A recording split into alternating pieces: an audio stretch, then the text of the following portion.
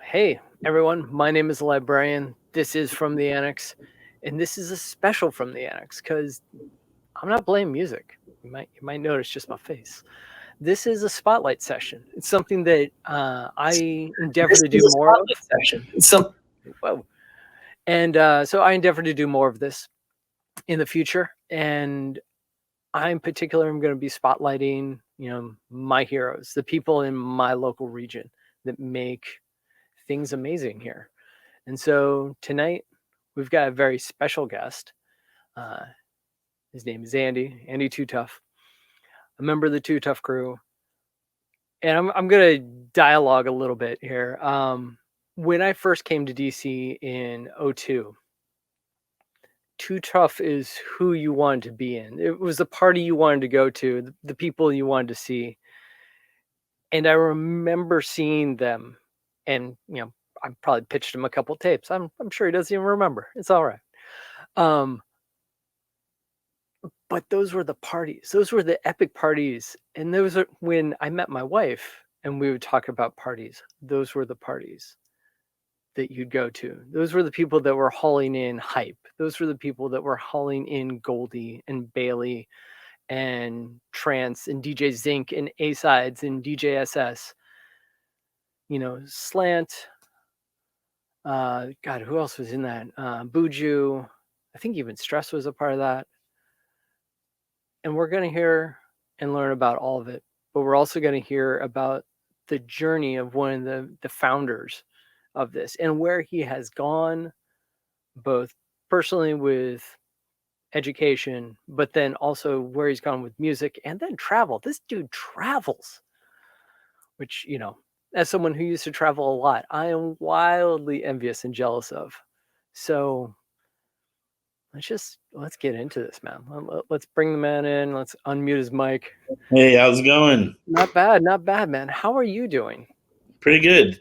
Excellent. Yeah, love it. I live in Miami Beach now, so I'm like 3 blocks from the beach. So. All right, now as an ex-surfer, I'm wildly jealous. I mean, there's no waves here, but it's great to be on the beach, and especially in this time because what else can you do but go outside? I mean, when it's warm and it was kind of chilly here recently. It was down to the 70s, so we had a little bit of a cold spell. So you might need a hoodie. Yeah, actually, in the evenings is perfect hoodie weather. Yeah, that's stupendous. Yeah, so that's how I'm doing. Can't complain. I got a lucky COVID break, I guess. So did you move during COVID? I did, yeah. Wow, okay. I thought it was right before. Right. No, right at the beginning of the fall, so September, October. Okay. Now, are you teaching high school, college? What got you to Miami? Yeah, so I've been trying to move here for a few years, or I've been kind of keeping my eyes open for job openings and so forth. And yeah, I got an opening at Miami-Dade College, which is right in downtown Miami. They have a lot of campuses, but my campus is right on Calle Ocho in Little Havana. I'm literally on 8th Street, right in the Cuban neighborhood. So getting to teach history, and down here is American history, and getting to teach history to students in Little Havana, it's kind of a dream come true. So I'm loving it. Yeah, I'm loving it. Yeah, it's great. But I also teach classes online too. Florida, I'm sure you've heard. Everybody seems to know that the word on Florida is out. It's kind of a crazy place, right? The state is open. A lot of folks back home, whether they're my friends or just acquaintances, they don't realize that things are actually open here. And maybe it's a little crazy, right? But I think the difference is here, at least in this place, you, the citizen, you have to decide what's right or wrong for you, what's safe or unsafe for you, and you have to make those decisions. And back home, and definitely up in New York or in other places, everything is shut down, and so you don't make a decision. You're home, period. I'm spending most of my time home, working from home, teaching from home, but at the same time, there's shows down here. AK 1200 just played in a club. It's actually happening, believe it or not. The idea of going to a club right now is just wild. Yeah, the word doesn't get out too much because everyone knows it's kind of maybe irresponsible, right? Mhm. So, but I know bands from the north and the northeast who have come down here to gig and do 4 or 5 shows, like say Tampa on down to Miami and do the whole little circuit because things are open. But anyway, I've taught some classes in person, but most of them are online. So, Fair enough. yeah. So, just for the record, it's Andy Too Tough, but how do you say your last name? I'm horrible with the license plate name, so I've always wondered. Yeah, well, we say Cerutti. Rudy, okay. Cerutti is the American pronunciation. But my grandparents, that's my father's name. Okay. So my father's parents came from Italy right at the end of the war, so they were kind of like new immigrants. But I feel like in that time, people would pronounce your name any way they want. Like there's an American pronunciation. Whereas like the newer immigrants who come, in the last 15, 20, 30 years, we are learning how to pronounce people's names. Oh, totally. Right. So there's kind of a funny thing there. But anyway, so Cerutti, but in Italy they pronounce it Cerutti, a CH sound, and they roll the R. Right. So we got an American and an Italian pronunciation. And when I'm in Europe, I'm Cerutti. And when I'm over here, I'm Cerutti. So. And on that, man, you seem to travel a lot. Oh, well, I'm lucky. I'm very thankful. I guess I'm blessed, right? Mm-hmm. A lot of the travel has been through music. So I've done a lot of international touring, Brazil, South Africa, Hong Kong. So that was work, but traveling for music or with music. So I'm really thankful that I've had those opportunities. And then I've also done a series of student travel trips as well. Wow. And so that was pretty cool. So, I've probably taken the same number of trips as most people on my own. But when you throw in all the ones I did with students and all the ones I did with the bands and the DJs, then the sum total is pretty big. But I'm really thankful because I do love to travel. And yeah, I think that's probably, I'm thankful for my education, but like my travels, that's what I'm really like. And I can't wait till COVID's over to get back out there. In fact, I was supposed to go to Kenya last summer. Oh. And of course, got COVID canceled. But I had even saved up the money to go, which is like the hardest part, right? Yeah. I saved up money to go, and I was ready to go. I had an itinerary, friend in Nairobi, and the good news there is that money, of course, helped me get through COVID. So, cheers. Yeah, exactly. So start from the beginning here. Now, were you local to DC in the beginning, or were you a transplant? We're going way back, huh? Way back. We are jumping in the Wayback Machine, and we are starting from the beginning. Okay, yeah, sure, of course. My family moved to the DC area right at the end of 1984. So really, like the 1985 inauguration of Reagan, that was our first as a family. That was our first month, whatever, here. So that's, what is that? That's 35 years ago. Yeah. Yeah. That's a hot second. So that's a long time. Yeah. I was 10. And we just moved here at the end of 1984. And that was like Northern Virginia, out by Tyson's Corner area. Okay. So I actually went to high school right by Tyson's, Marshall High School. Oh, wow. George C. Marshall High School. Yeah, the Marshall Statesman. So I liked it. I liked going there. I liked Northern Virginia. I liked the diversity. Mm-hmm. I was on the Model UN team. Yeah. Okay. So I love that. And yeah, I had a good time. It was great living here in Northern Virginia and being able to go to DC for stuff all the time. So yeah. Hold on 1 second. As a quick shout out to the chat, Golden Child with 8 months. Thank you so much. Yes, Too Tough and Slant. We will get there momentarily, but you are on the money there. Oh, awesome. An 8-month subscription. That's killer. Heck yeah, man. Yeah. And if you haven't found Golden Child, actually do yourself a favor and jump on that, because that man's diversity in what he plays is amazing. But then when he wants to dig down into the roots, he delves in many different facets, especially disco, which as someone who used to play disco house, I'm like, heck yeah, I'll jump in on that action. Nice. But I've spent a lot of time on Twitch myself, so I love it. So when did music become a thing then in Nova? Yeah, I mean, I guess little known fact. I mean, you get the good stuff right here. Okay. So little known fact is that I kind of found my way to the Grateful Dead at one point. Okay. Yeah. And I remember going to shows at RFK, of course, the Capitol Center, gone now, like Jerry Garcia Band, Meriwether Post, some affiliated kind of shows. And yeah, it was a lot of fun. I liked the scene. I liked the music. But I think it was the community and like the parking lot, the party that I liked the best, And so somebody says to me, "Hey, man, if this is really what you came for, this party out here, this thing, this like, wow, it's a phenomena, isn't it? Right? A cultural phenomena." They were like, "You should check out these warehouse parties called raves," and I was like, "What do I know? Okay, yeah." Sign me up. And so when I was in high school, senior year of high school, basically started, sneaking out, going to the rave parties. Okay. And of course, that was a lot of fun. They were really, this is 92. So they were like really underground at that point. Catastrophic was the promoter. If you ever heard of them, they're old school DC promoters. And even Ultra World was already doing parties up in Baltimore and in places in Maryland.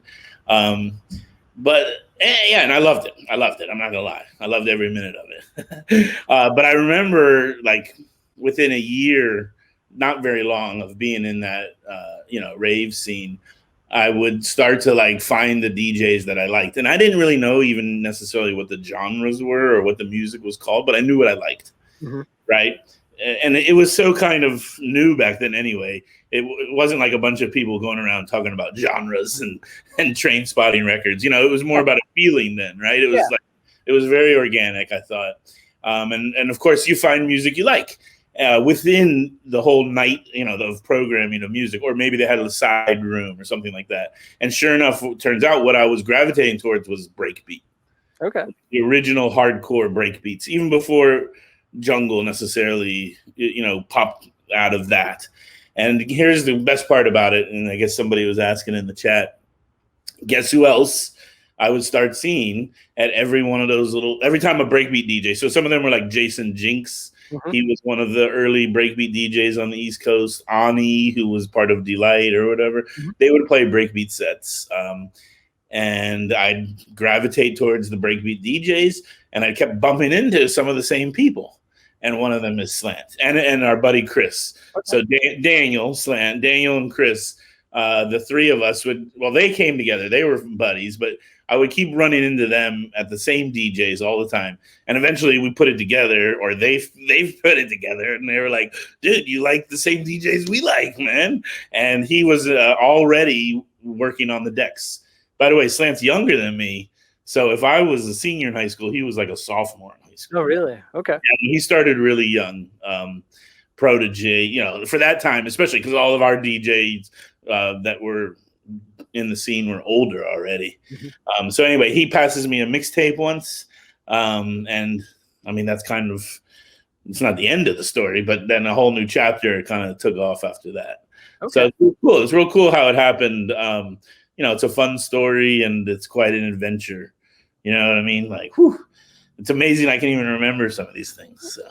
Well, I invite you to try your best. So now you found Slant. When did the beginning of the Too Tough crew begin? Like, how did that even start? Yeah, in '93 even we were both. Well, I think Daniel and Chris were probably ahead of me as far as they already knew the UK DJs. They already had ways to get tapes, pirate radio tapes. And so I was getting stuff from them, So I definitely want to give them credit.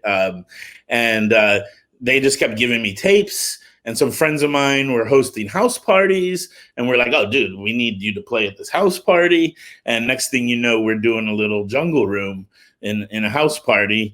And it just kind of took off from there to the point where the following year, 1994, we started having a conversation like, man, this music is awesome and it's getting huge over in the UK, but where is it over here? Like in New York, kind of had an early scene. Odie, DJ Odie, Carlos Odie, Dub 2, Carl K, Chaos, MC Panic, the whole Concrete. There was a little early crew up in New York and then Philly, but DC, Baltimore didn't really have anything going on. And we were driving in New York. I remember Slant and Chris even drove all the way to Toronto one time to go to like one of their massive jungle raves, and we were like, we need something in DC. And so really summer of 94, we really sat down and like started to kind of visualize what we're going to do. What are we going to need? We need a name. We need a logo. We need graphic design was a little different back then. Yeah. So we had an illustrator. We had a guy, Frank Green. I don't know what happened to him. If he hears this, reach out, because he's the one who drew the original Too Tough Graffiti logo. Really? Wow, yeah, right on. Yeah, back in like the summer of 1994 in a Baltimore apartment. Like wild times. Frank Green from Connecticut. And, and it just kind of started to come together like that. Also, I should give some recognition to Ultra World. Like, became friends with Lonnie Fisher, the guy who threw Ultra World, and so he allowed myself, in particular, to sort of help out, volunteer. I'd hang around the events. Maybe at first I was doing it to get free admission. Like, hey, can I help you pick up garbage? Totally. Can I be on the cleanup crew? But I don't have any money for a ticket. Yeah. Come on. But then next thing you know, they gave me a better job to do. And so I actually got to see how Lonnie Fisher and Ultra World were kind of doing things. And that helped a lot. That was a big help. We started doing promotions, teasers, flyers, mixtapes. Like we went all out. I think we made one night, we dubbed up 500 or 600 of one of Slant's mixtapes. So who knows?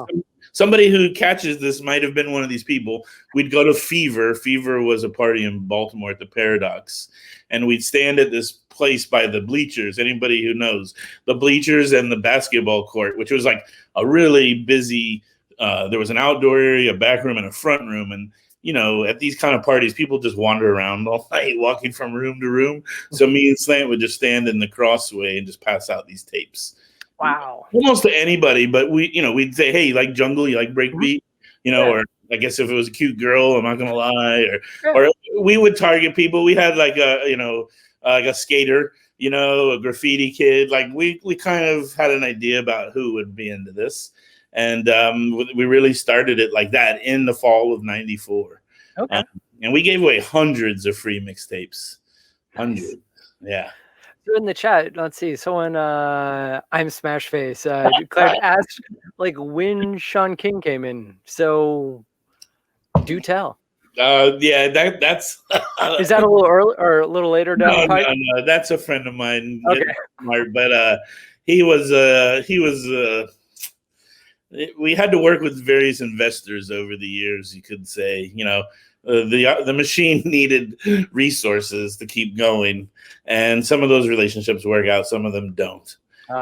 We once had a black market gecko guy, and he took his gecko money and put it into drum and bass. So I actually like that story better. But I was gonna say, like that sounds like a really good beginning, and I kind of want to make a black market gecko T-shirt now. Right?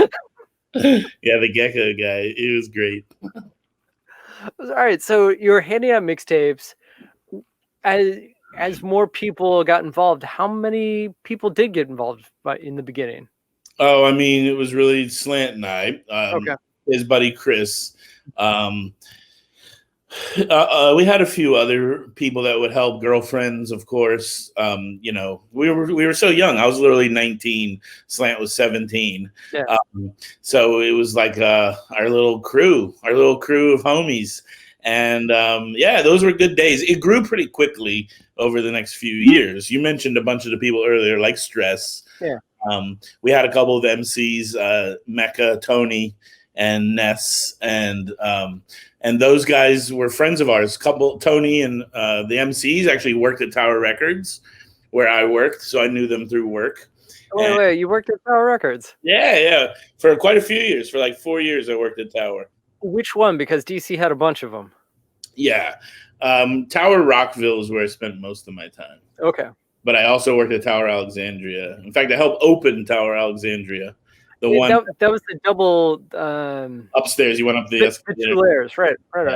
The one at Landmark. I think there's like a Gold's Gym or something there now. Yeah, or a Shoppers Food Warehouse, whatever it is.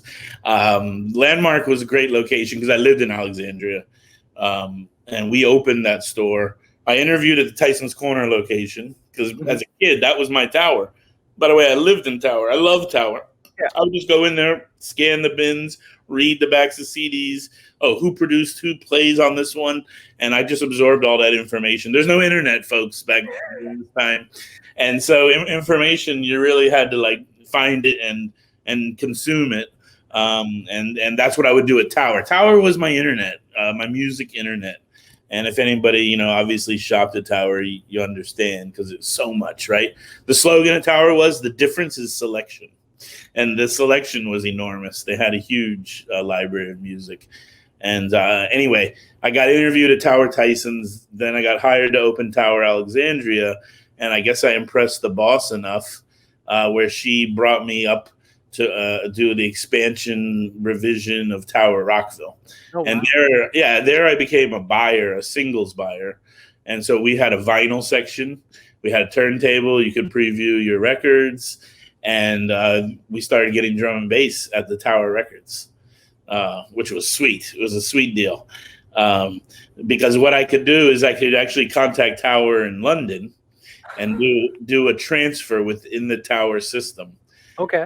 And I had the authorization to do that. It didn't require like a budget outlay or anything like that. Uh-huh. So they were like, yeah, do it. If it's going to bring people into the store, by all means do it. And so I'm doing a store-to-store transfer from Tower in London to Tower Rockville and putting this like white labels and fresh cuts out on the store floor, which was sick. Awesome. Yeah, which was sick. And we had great prices. And I could put them on sale. Yeah, it was an amazing time. Tower was a lot of fun for sure. Right on. So you're working at Tower. The crew's slowly starting to build. Exactly. You're getting the scene like we're in '94. So like, yeah. When did you I started hearing about you guys in Ohio. Oh wow, that's awesome. In '97. So, when was the beginning here in DC? Well, as far as throwing parties. Yeah, we threw our first party, not a house party, not our own thing at our own venue, our own space, 100% ours, and it snowed, man. Very few people know this story because for years nobody wanted to talk about it. Like now I can laugh about it, but this was 1995, January 95. The party was called Roughneck. And we had Jamalski, the Jamalski. He's still around. Wow. Yeah, we had Jamalski, flew Jamalski down from New York. And the selectors were all local selectors. And my homie who hooked up the space was also playing reggae. So we had reggae early in the evening. We had Cool Aaron LaCrate come and play hip hop. Mm-hmm. And then Slant and somebody else was finishing the night off drum and bass with Jamalski on the mic. And Jamalski got on. We still had the party. Jamalski got on during the hip hop and the reggae as well. So he kind of touched the mic throughout the night, which was cool. And he is the Jamalski. At that point, early 95, he was well known because he was on KRS-One's record, part of Boogie Down Productions. And he had come up through that scene. And like Concrete Jungle in New York, that crew were the ones who turned him into like a junglist. Wow. And so my friends up in New York set that up, and we got Jamalski to come down. But unfortunately, it snowed like 8 inches. And it was like one of those ones where DC is right on the line, and you either don't get anything or you get dumped. Mm-hmm. And so, it's not that it was a shock. People knew that it was potentially going to snow, but then it came down as 8 inches. So it really killed the party. Some people still came. There were people there. Yeah, I mean, of course, we lost all the money. I remember afterwards going to the ATM and taking money out of my bank account, or perhaps it was my girlfriend's bank account, to pay Jamalski, because, I mean, Jamalski still got to get paid, of course. Yeah. He doesn't care about the snow. Everybody else who played was like enough of a homie. They were like, this sucks. Just have me back. Just have me back, or something like that. And that was the first party. So that was totally demoralizing, and we were like, no more winter parties ever. Because that was just like, it took a lot to get to that point, right? Oh, no, totally. Especially for your first one. And the very first one, 8 inches of snow, man. And only DC people would understand that, because like DC is just so weird about snow, right? Like you can live in other places and 8 inches is nothing, and it's not whatever. But DC, 8 inches, I mean, that's shutting the city down. Easily. I mean, if we have less than an inch and we can shut the city down. Exactly. So this was crazy, man. But anyway, that was the first. So then, building from the ashes of that event, what was the next one? We used that space several more times. It's now condos. Really? A lot of people here probably know that. It's on Georgia Avenue at Lamont Street. And right now they're condos, nice Petworth condos. And I think it was an old, there were a lot of theories as to what this building was, but it was definitely built for a lot of people, like as far as exits and bathrooms and fire code. So like, even though these were non-permitted events, like for sure, they were in a space which was built for hundreds of people, perhaps more, perhaps thousands. So there were plenty of exits and plenty of bathrooms. Not that there ever was a problem, but looking back, that's good. I'm glad. So we did, I don't know, 5 or 6 parties there. Oh wow, right on. Yeah. And at some point, we just didn't want to do them there anymore. We felt like we'd use that space. Plus, you had to bring in sound every time, haul those speakers up the elevators, roll them up, set them up. The ceilings were low because I think it was a school building or some kind of a community building. So it had these low ceilings, and everything would rattle with the bass. Like the whole floor would just shake with these bass bins. But it was a good deal, and it was reliable. After we finished doing events there, we passed on the space to another promoter, and they made us look like we were so careful and cautious with our events. They threw parties on the roof, for instance. We actually never did a roof party there. We stayed inside the building. Well, we always thought the roof would attract too much attention, too much noise. We were trying to fly under the radar, which we did. We never got shut down there or anything like that. So, nice. Yeah. And that was 95. So that was sort of the beginning year of it all, which was awesome. Because, you only get one first year, so. Totally. Yeah. Now, I know a little bit about your backstory, but when does the explosion beyond drum and bass start to happen?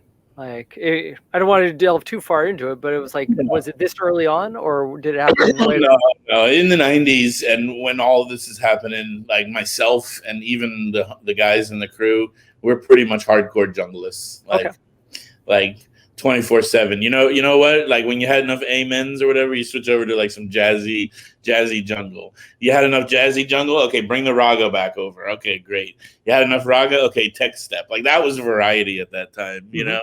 I don't listen to drum and bass like that anymore, but I definitely did for a few years. And we were focused. We were singularly focused. I got introduced real early to DJ Trace. And up in Philly. Actually, I met him at the Freight Yard in Allentown, PA. Oh, wow. Yeah, which is crazy. And Josh Wink introduced me to him. So, because Josh Wink actually has, a lot of people don't know this probably, but he played a few breakbeat sets back in the day. Like he used to love drum and bass. He probably still does. And he played a few breakbeat sets, and I'd be like one of those people bugging him, like, man, you got to play more breaks, man. Play break. Here he is, like this trance progressive house, like, huge DJ. And I'm like, you got to play more breaks. And so I was at the Freight Yard once, and he's probably sick of me saying that to him. And there's DJ Trace, and he's like, oh, look, you want jungle and breaks, Andy? Here, meet my friend Duncan, DJ Trace. And I'm like, what? DJ Trace? He's like, yeah, his mom lives in Pennsylvania, so he comes here to visit sometimes. And that was a huge blessing for us for Too Tough, because through Trace, he linked us up with Lucky Spin Records, who also had another offshoot. I forget the name of that one. But anyway, they introduced us to Groove Rider and LTJ Bookham and, all the other people, like in 1995. Oh, wow. So this is early in the game. In December, we had Trace in September. One of the best parties ever. I was like, man, I wonder what he's going to ask me. Maybe he's going to ask me what was my favorite party ever. Right? So that's how I prepared for this. Right? Fair enough. So I was trying to think, what was my favorite party, right? Well, and again, I'm hoping if anybody is out there, they would know. I think it was September of '95. Okay. It was called Absolutely Terran. And we had DJ Trace, Diesel Boy, AK 1200, Carl K, JJ Jellybean, Method One, and Slant. Like it was a huge night, like from start to finish, and it was like 12 hours. Also, we would go until 6 a.m. Okay, well, Trace brings over Gunsmoke and Rhyme Time from the UK, and we didn't know they were coming. They were surprise guests. Okay. Dub 2 was gonna, and Dub 2 did MC the whole night. I mean, Dub 2 was hired as the host, of ceremony, and then of course DJ Trace. By the way, this is our first time having any UK DJ. Up until this event, it had all been. I mean, we'd had Diesel Boy, we'd had AK 1200, we'd had JJ Jellybean from Chicago, but no UK people. Even Double and Twist from Montreal, but no UK people. So Trace was our first. And then he brings two MCs with him. And the three MCs, MC Dub 2 from Philly, Gunsmoke from South London, and Rhyme Time, they just ripped it up, man. It was sick. And there's a recording of it, but I personally played the master tape so many times that I kind of bottomed out the recording, but whatever. I say to people, I'm like, oh, sorry, the sound quality sucks. And they're like, no, it sounds really vintage like that. Okay, cool. Sure, it sounds vintage. Fair enough. So after that party, we were like riding really high because everybody had an amazing time there. I'm not the only one. Like it was a success in every regard. So December, we planned Renegades. And Renegades was the big one. And we had Groove Rider, and that was his first time in the United States. December 1995. Wow. And I played Toronto, so not first time in North America, but first time in the United States. And he did come and he did play, so that was awesome. Bookham was originally on the lineup, so it was going to be Groove Rider and Bookham, 1995. But Bookham didn't make it for whatever reason. So Bookham sends Taylor. Do you remember Taylor? No. Tayla. Taylor. He played Bookham's material, basically. Like he came in lieu of Bookham to play a good looking sound, Okay. And he did a great job. But you lost a headliner, right? When you lost LTJ Bookham. So they sent Taylor to play the music, and then they sent DJ Rap to make up for the loss of headliner. What? Yeah. Okay. So we had in December of 1995, we had Groove Rider, DJ Rap, MCGQ came. Trace was there, of course. Diesel Boy was there. Slant, Carl K, Dub 2, Taylor. Probably DB was also on the lineup as well. And that party went well. It was well attended, but the sound system blew out. And I mean, I'm not placing blame, and I'm not pointing any fingers. But of course, it did blow out during one DJ's set. I mean, okay, right? Yeah. And it was DJ Rap. And she played before Groove Rider. So it was blown too, like catastrophically blown. It couldn't be fixed. And so that was quite disappointing for everybody, especially Groove Rider. I mean, he's the great Groove Rider. Yeah. Right? Like, not only does he deserve the best, he demands the best. As he should. Yeah. Wow. Okay. It's we had to reschedule Groove Rider to come back a couple of months later, which we did, and the sound system worked, and he just totally rinsed it, and it probably worked out better because we, instead of having a lineup with a bunch of people, we gave Groove Rider like maybe 3 hours, and he just rinsed it like hardcore. So Wow. yeah, That's amazing. yeah. So it worked out somehow in the end. So I mean, you're going strength for strength here. Like that's impressive. Like as someone who's throwing parties, especially back in the day, like that's not something that just kind of happens. Like there's some magic there. Yeah, we were kids too. We were like, well, when we started 19s or 20 at this point. I'm not even old enough to buy alcohol yet, and Wow. we're having Groove Rider and stuff like that. So yeah. With your black market geckos. Yeah, that was a little later, but Okay. yeah. Again, I want this on a t-shirt. I'm just saying. Oh my goodness. Okay, so then like you've had Groove Rider back, he rinses out, he smashes it up. You're still not in the club at this point, right? You're still throwing kind of, non-permitted parties.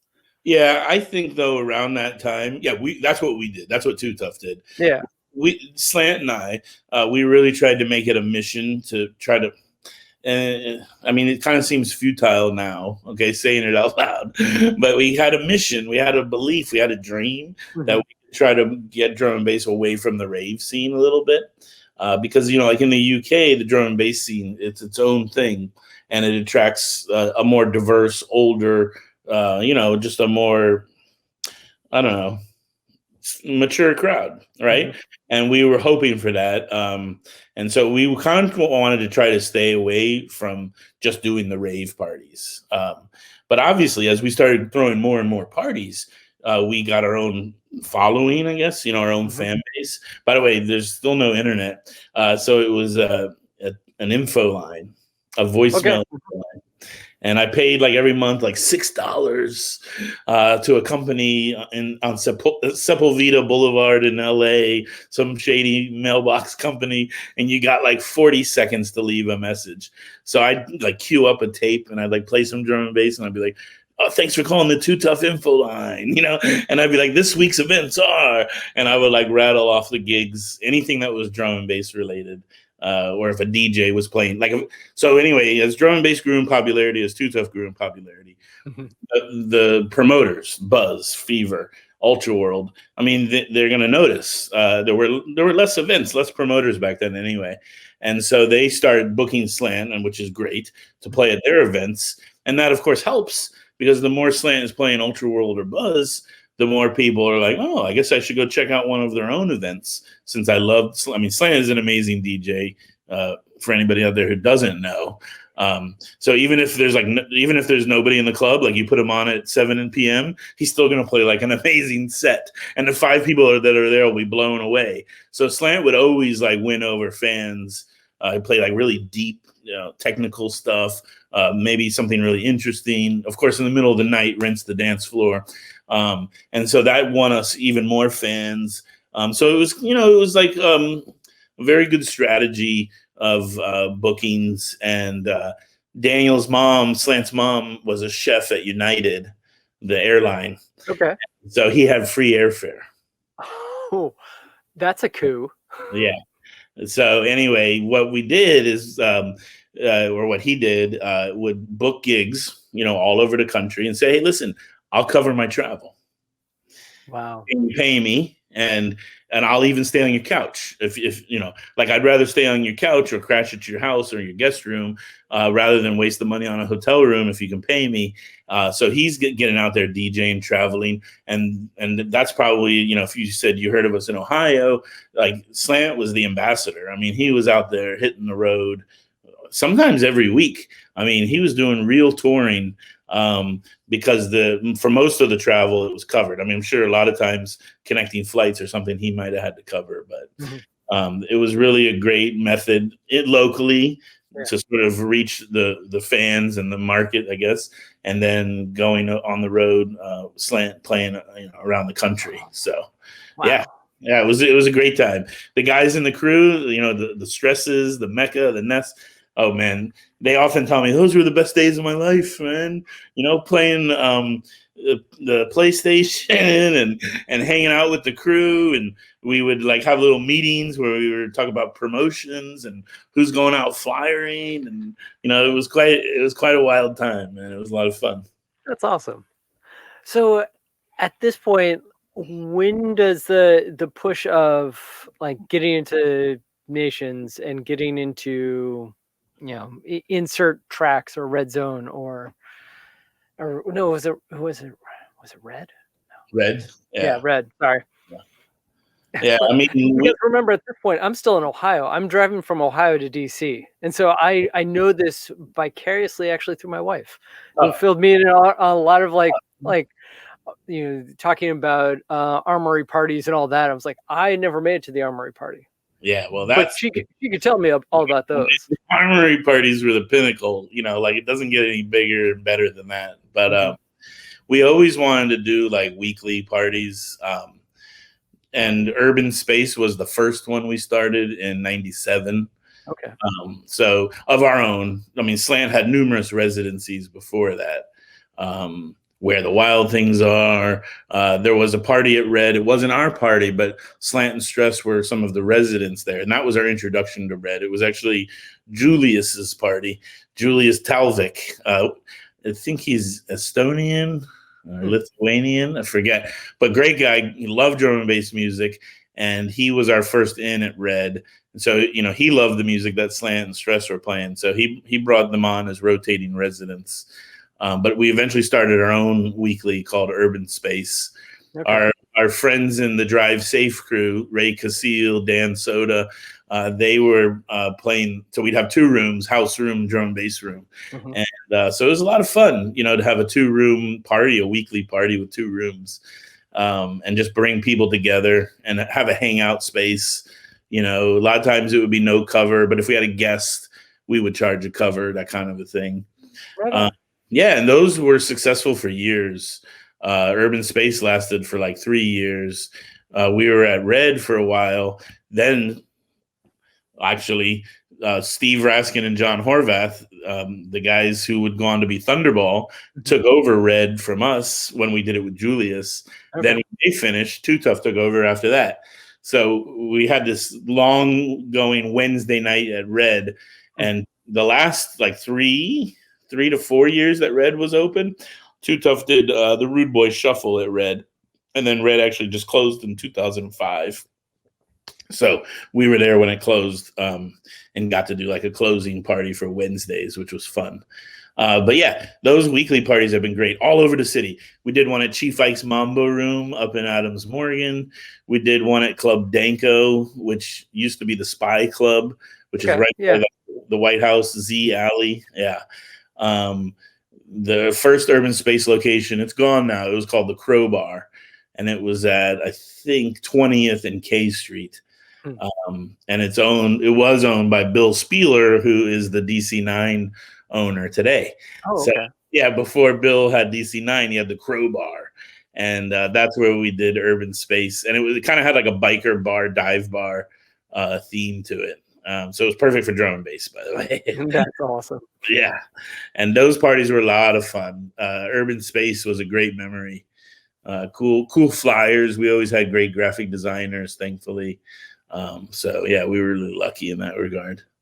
So at this point, the community is growing pretty tremendously. If you've got graphic designers that are coming through, you're obviously running from strength to strength. It's like where did it go from there? Like what? Well, longtime friend of ours, and of course I had volunteered for him for his events, Ultra World. He started to throw some Armory events, but like when they gave him the permit, they said you can only do this during the daytime. Like you have to be done at midnight, but you can start as early as you want. So before the Armory party became a Thanksgiving weekend tradition, so 4 years in a row, it was on the Saturday after Thanksgiving. Yeah. But that's when we were involved. And Ultra World started kind of tinkering with the Armory events before that. So they did a few events on their own before they brought us on board because they weren't really sure, how do we make use of this venue? And again, if there's anybody here who's never been to the Armory, it is enormous. Like it's huge. They can have the circus in there. They can have tanks in there.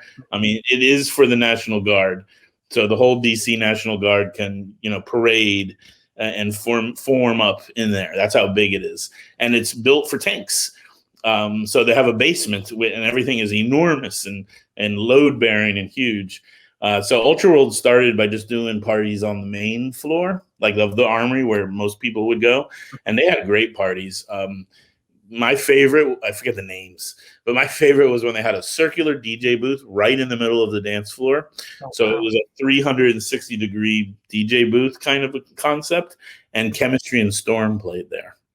What? And that was, I mean, I don't know exactly, but it was within a year before, unfortunately, Chemistry was in that car accident and died.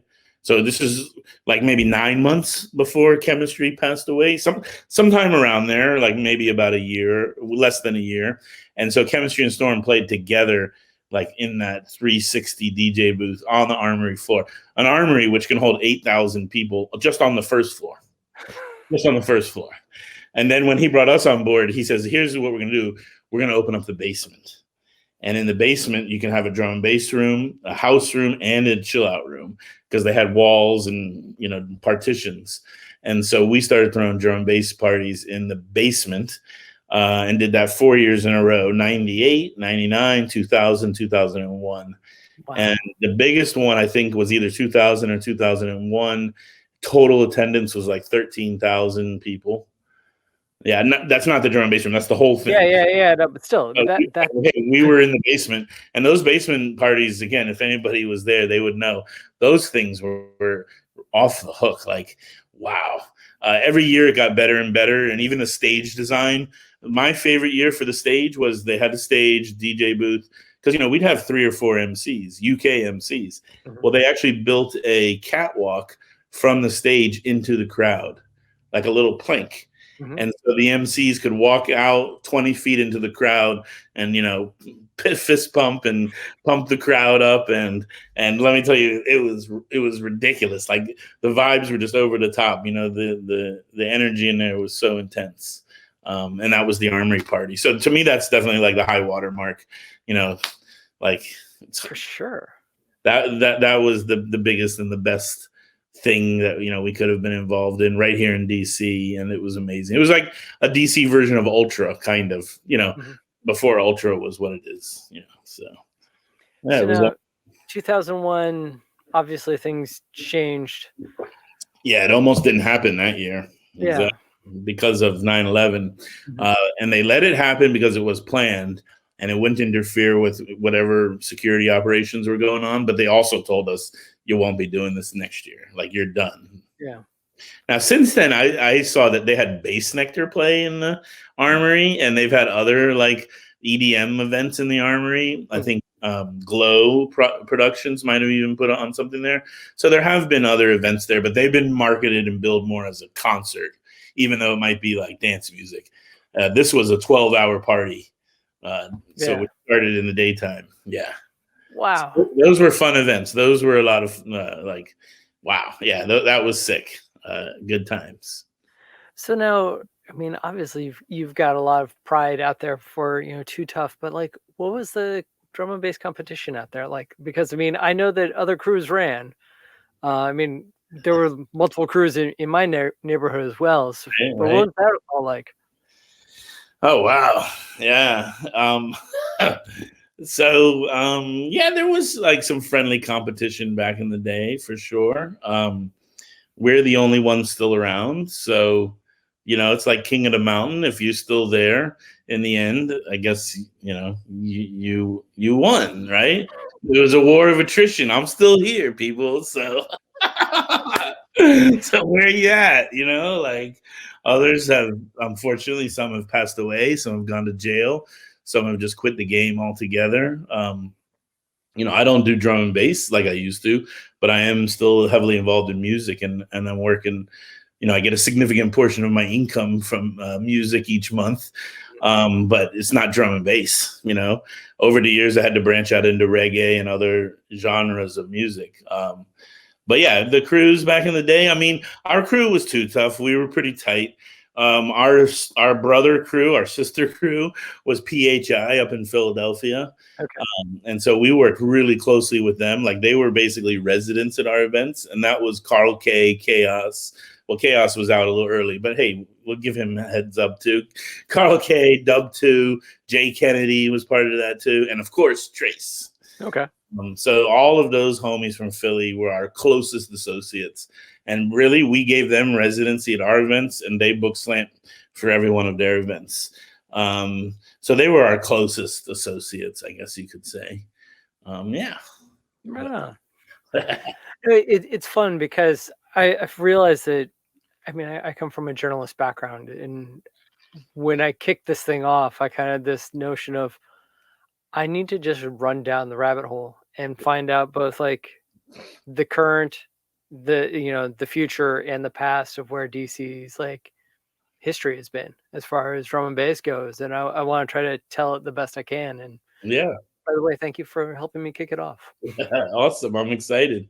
Yeah, I mean, in those really early days, there was a boyfriend and girlfriend, Terry Mamolo. She's still around. She's an activist, a photographer. She works with different groups and involved in Burning Man.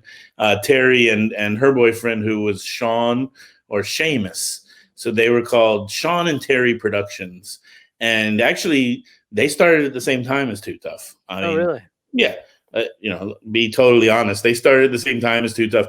Now, they started differently than us. Like Slant was already making a name for himself as sort of the atmospheric, that style, intelligent drum and bass. I know that that's not in fashion anymore, but that's what it was called back then, right? Yeah. Yeah. Right? How else can you describe it? The jazzy jungle, atmospheric, intelligent, whatever. LTJ Bookham sound.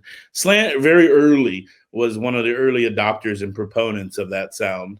And so that really gave us, by the way, the music portion was all him, 100%. Right. Like, I'm not a musician. I'm not a DJ. So I never made those decisions, had full faith in him. And let me tell you, he was a leader, for me. He was a leader for our crew. Like this guy, he set the pace musically. He was the music director.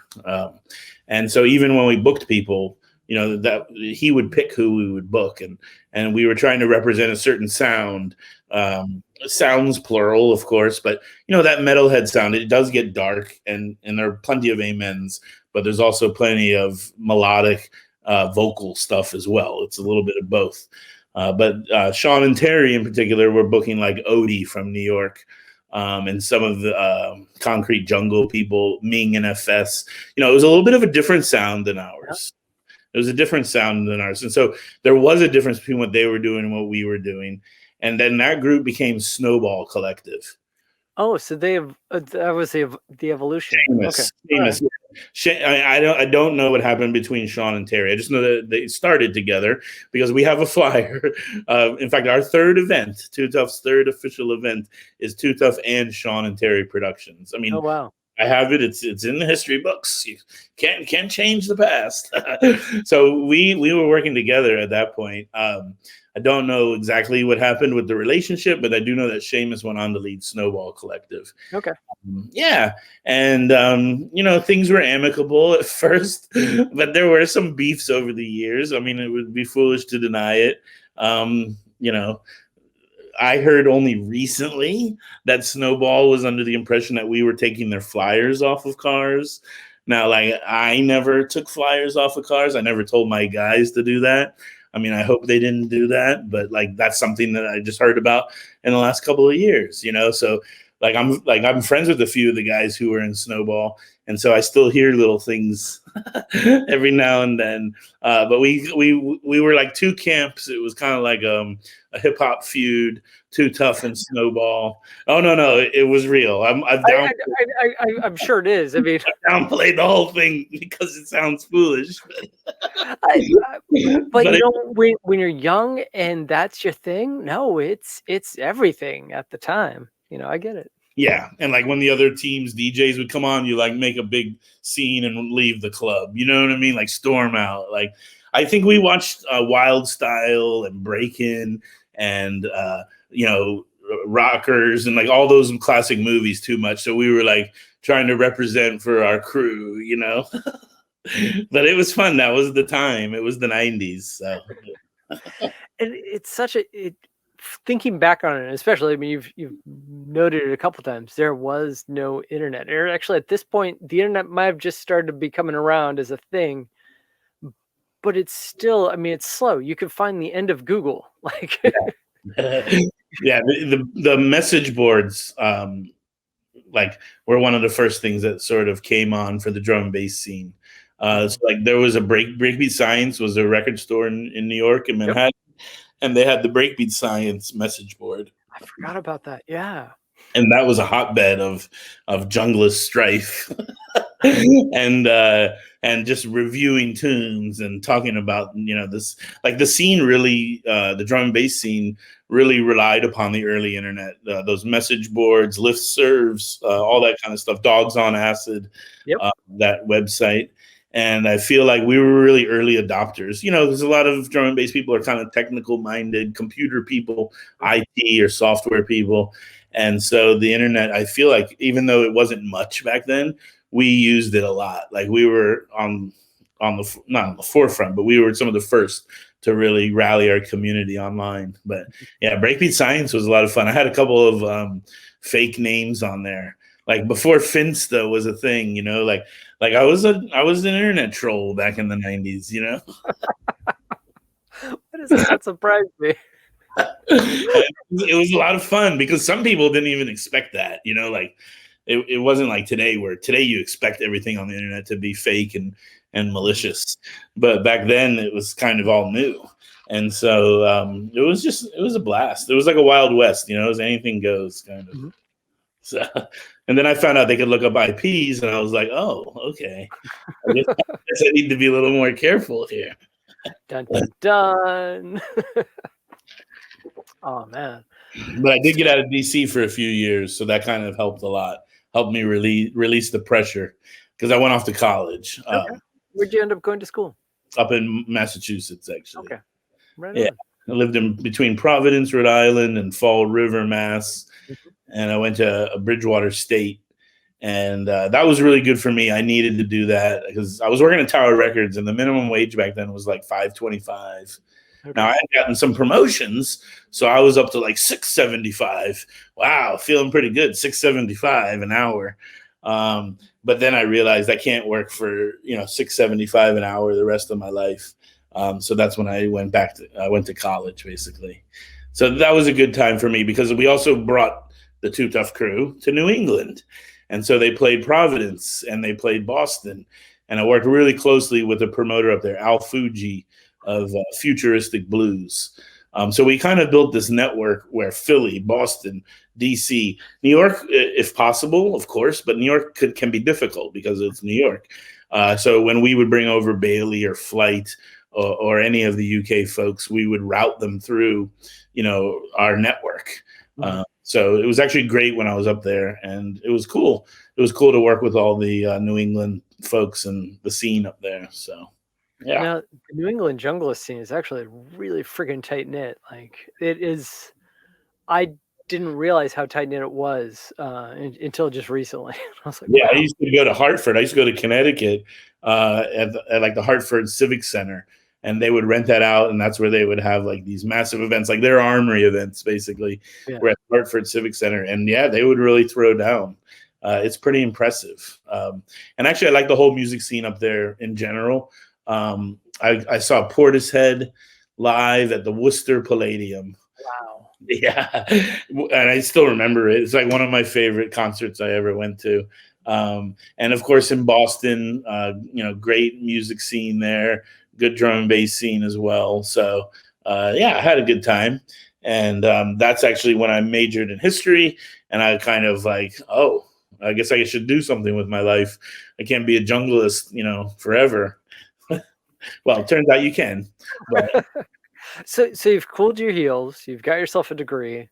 Looking at history and teaching. Yeah, molding the youth. Yeah, exactly. I came back to DC and I started working in DC proper. Oh, so wow, my first teaching job was in DC schools. And that was right at 2000. So I come back from college as a teacher. Now I have a teaching certification, and Too Tough is still happening. I mean, the Armory parties are going on, Slants DJing, everything is happening. But now I have a day job. And it worked fine. We kept things happening for years.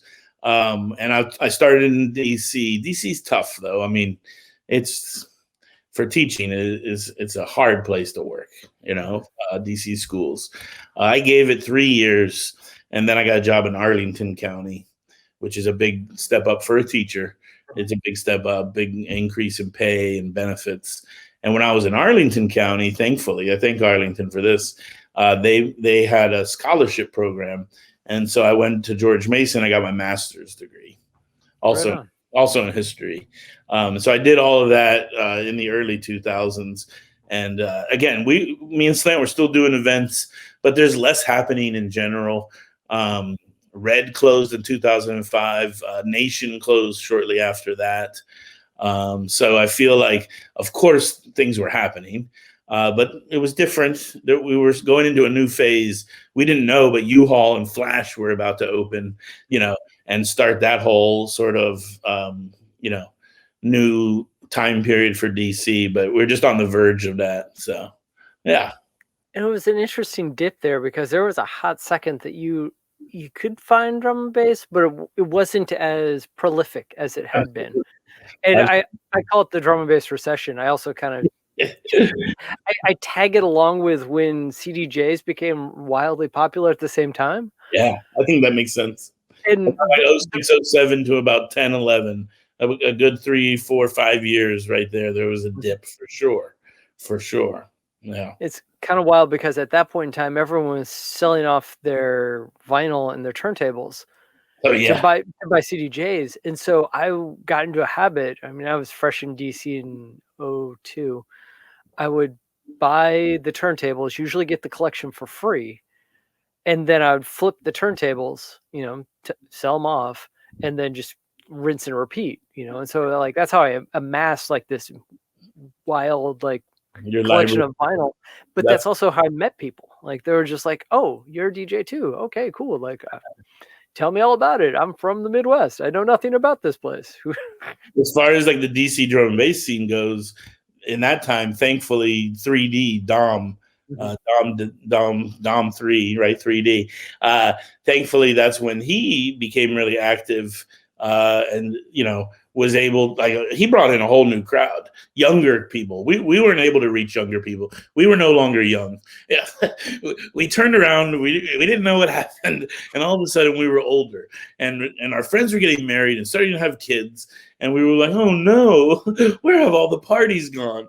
Our friends are literally telling us, "You have to book DJs on the weekends. I can't do weekday parties anymore, and I need the headliner on by midnight because I have to get home and get to bed." And I'm just like, okay, these parties are not for you. Like I said, around that time period is right where 3D established themselves and brought on a whole new generation, young kids, much younger than I could reach at that point in my life. And 3D established themselves, and they started throwing parties, which they're still doing, not during the COVID, but obviously. And so that's really great, because that started like a whole new chapter in DC's drum and bass community, in DC's drum and bass scene, to the point where now that we're like in this sort of resurgent period of drum and bass, like all over the globe, it's really happening.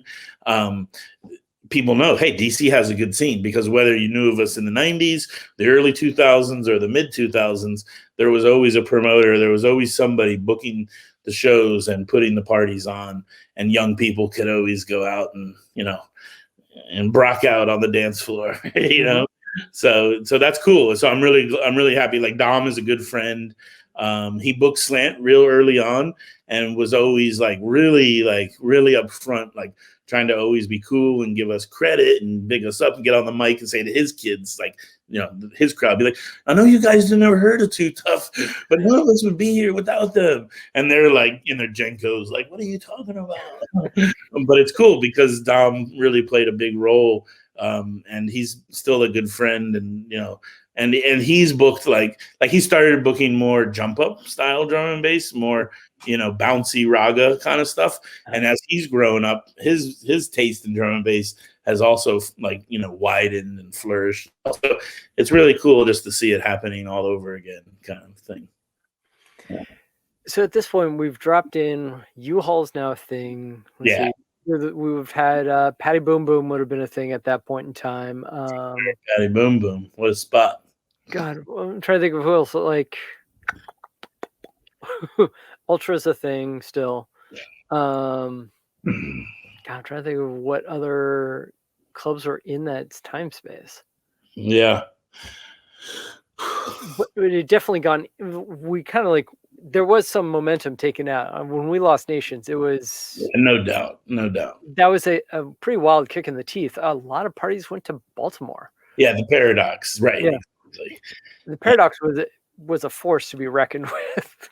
For sure. Yeah, a lot of parties went to Baltimore, and Steve's promo, I guess, was throwing drum and bass, dubstep, bass events. Then they went on to do their festivals. So yeah, even Baltimore had its own sort of second generation of promoters too. So it's kind of neat to see how it goes full cycle like that. Hell yeah. Yeah, man. So when did Fort Knox 5 and reggae and all of this then enter the picture? Yeah, I mean, for me personally, I had always been into reggae and hip hop. That's kind of what got me into drum and bass in the first place. Is as a kid, I was a big drum and bass, a big reggae, hip hop, even R&B listener. And so then when I went to these early raves and I heard breakbeat and I heard those samples from Public Enemy or from reggae songs, when I heard the samples and the breakbeats, I kind of gravitated towards that. So for me, it was like really enmeshed together. But me personally, I guess probably around 2000, I just was just growing up. I was growing up. I was going through a tough personal period. I mean, thankfully, I'm very lucky. I'm very fortunate in life, but everybody's got to grow up at some point, right? Everybody's got to face the music. And so as I'm dealing with that tough task, I kind of turned to reggae music. And I'd always been friends with a few reggae DJs like Rob Payne up in Philly. I mean, I knew Rob Payne since '93. And so some of these DJs, Rob Payne in particular, would give you a tape and he'd say, "Hey, this is not my normal stuff. This is my reggae tape," or whatever. And you're like, "Oh, okay, cool. Yeah, man, I'll check it out. Everybody needs to chill out sometimes or whatever." And I was like, by the way, I always like reggae. And so I started listening more and more. Just kind of got really turned on to reggae, like at a level I hadn't been before. Soja, Soulja Army. This is right around when they're also starting their sort of meteoric rise. And so I got turned on to Soja around 2002. Met those guys, became friends with those guys when they were just a local band. Slant starts buying reggae records. I don't know if you knew this, but No. And the kind of reggae he started buying was 7 inches of dancehall reggae. Ooh, right on. Yeah, I mean, everybody knows dancehall. You might think Shabba Ranks. You might think, old school, right? Like the 80s when it started. But now in that genre, they have like a whole new generation of what are called like conscious dancehall. So it's dancehall. It's rough. It's real stuff, right? But the messages are positive. The messages are good. And so he started playing that stuff, which is awesome, right? Wow. Okay. So he starts buying Slant. He starts buying 7 inches of dancehall reggae, and he starts getting gigs playing reggae music. And he had a bunch of them for a few years there. There were some people who just knew him as a dancehall DJ, a reggae DJ. Yeah, we have one mix online. Well, there's more than one, but there's one like that he produced, like a studio mix. It's called Forward On. It's in our archive, and it's an amazing mix because you know how dancehall does it. They use the rhythms, right? Yeah. So these dancehall DJs, they'll get several 7 inches on the same rhythm and then just bounce around from rhythm track to rhythm track. And so the listener is just like, if you're paying attention and you like it, you're blown away because you're like, yeah, that's the beat. And then you hear your favorite MC come on, or Jock Cure or Sizzla, and all of a sudden they're on the track and you're like, what? Or they're giving like a personal shout out. Rob Payne is kind of the king of the dub plates. Like our buddy Rob Payne, he's got shouts and big ups from like everybody in Jamaica. So he can just play a whole set of his own personal dubs and stuff like that. That's awesome. Yeah. And so that all happened. That was a big deal.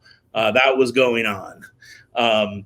And around that same time, and by the way, Too Tough had been doing Red. Too Tough had been holding down the Rude Boy Shuffle at Red.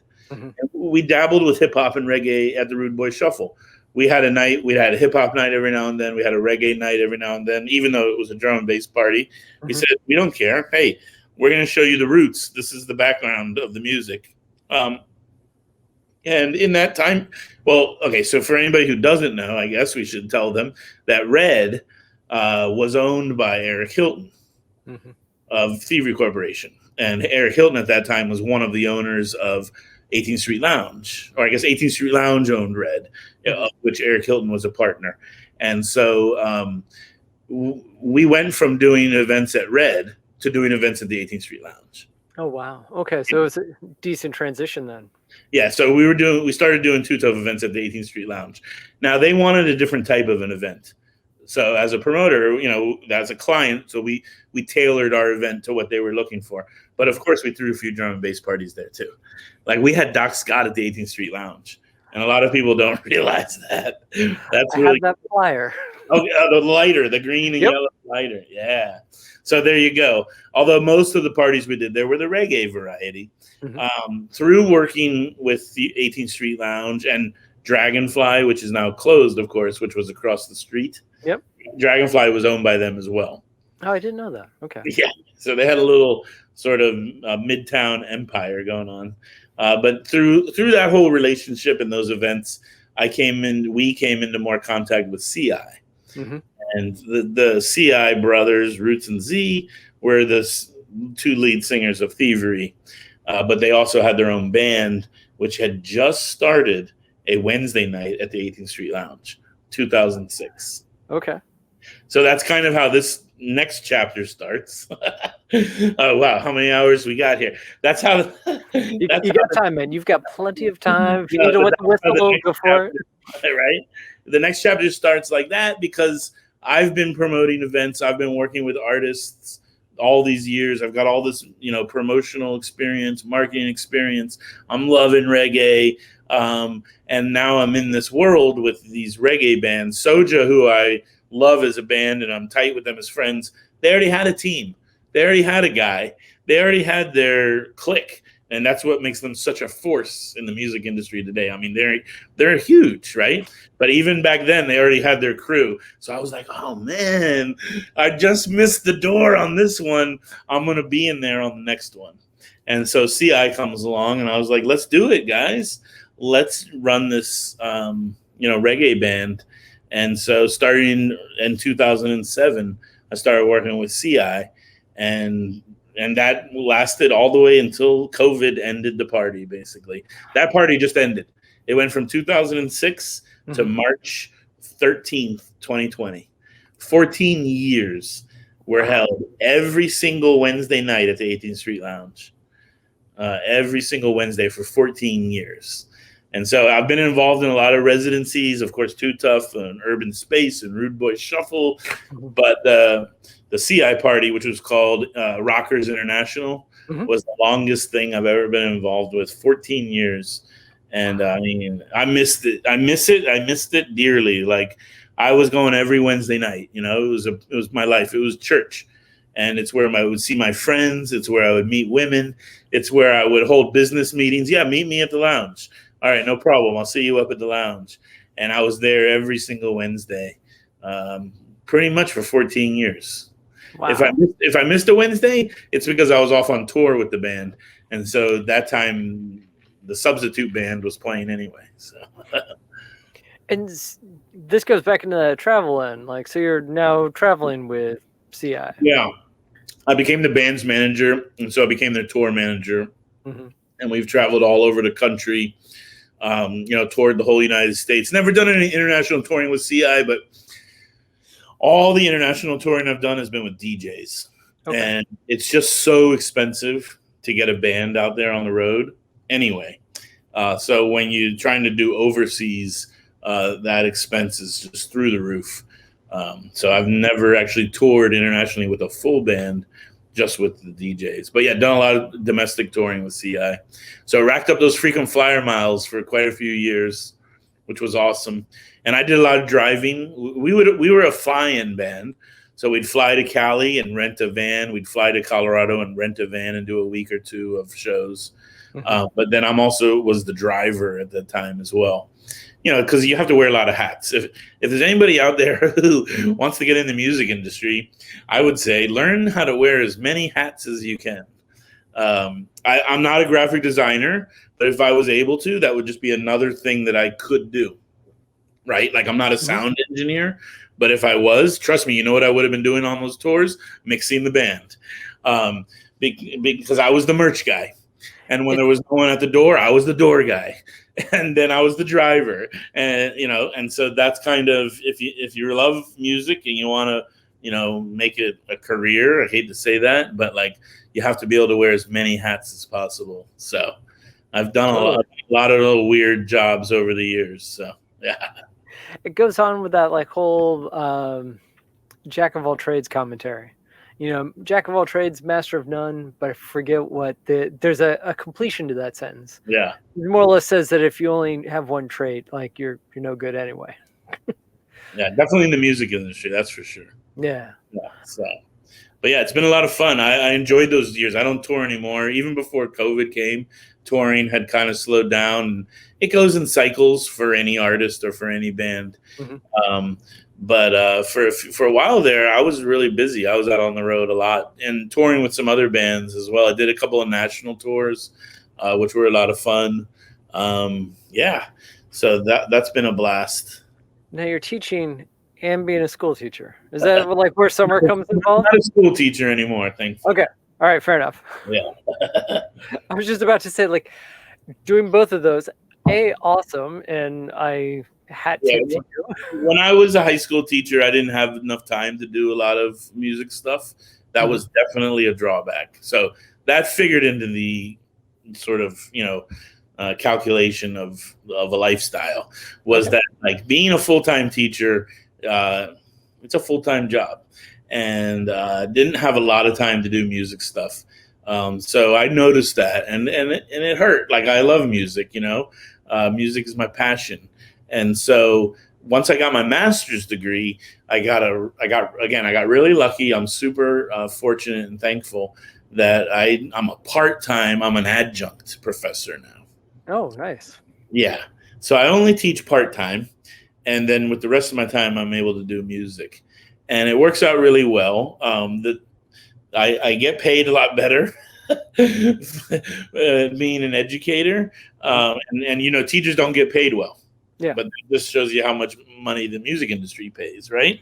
I get paid more teaching than I do with music. But of course, the music is a passion and I put more time and I'm working on nights and I'm working on weekends and, you just do what you have to do in the music world. So, yeah. So for me, it's a great balance, though.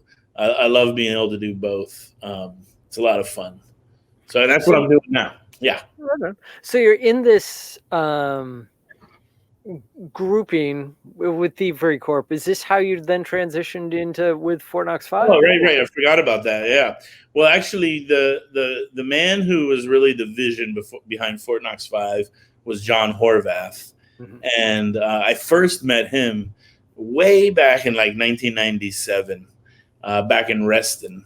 Yeah, Saint lived in Reston, and a few of our homies. They had a music house with some DJs, and one of the guys he worked for Buzz.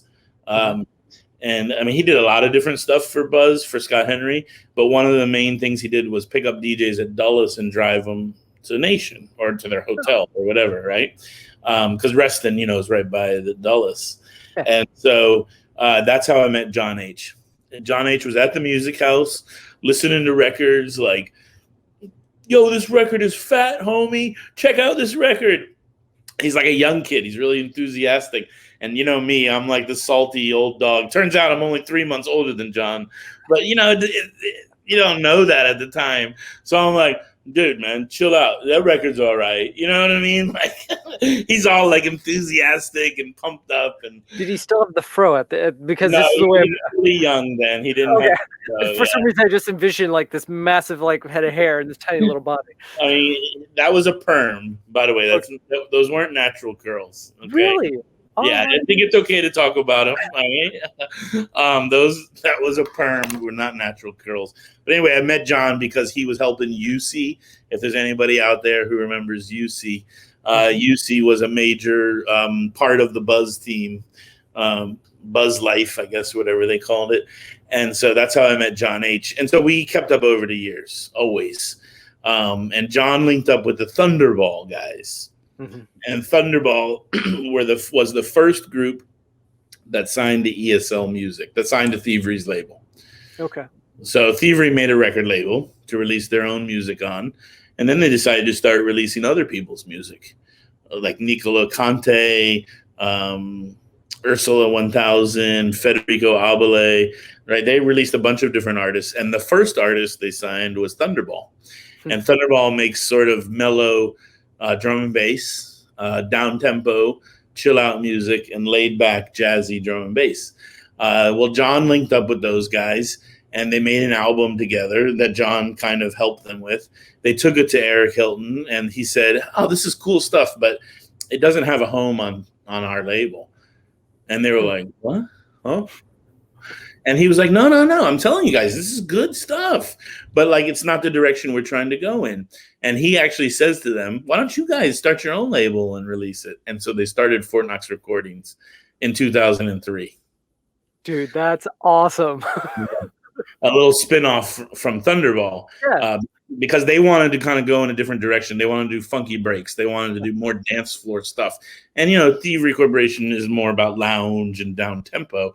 And so I get it. I see the difference there in sound.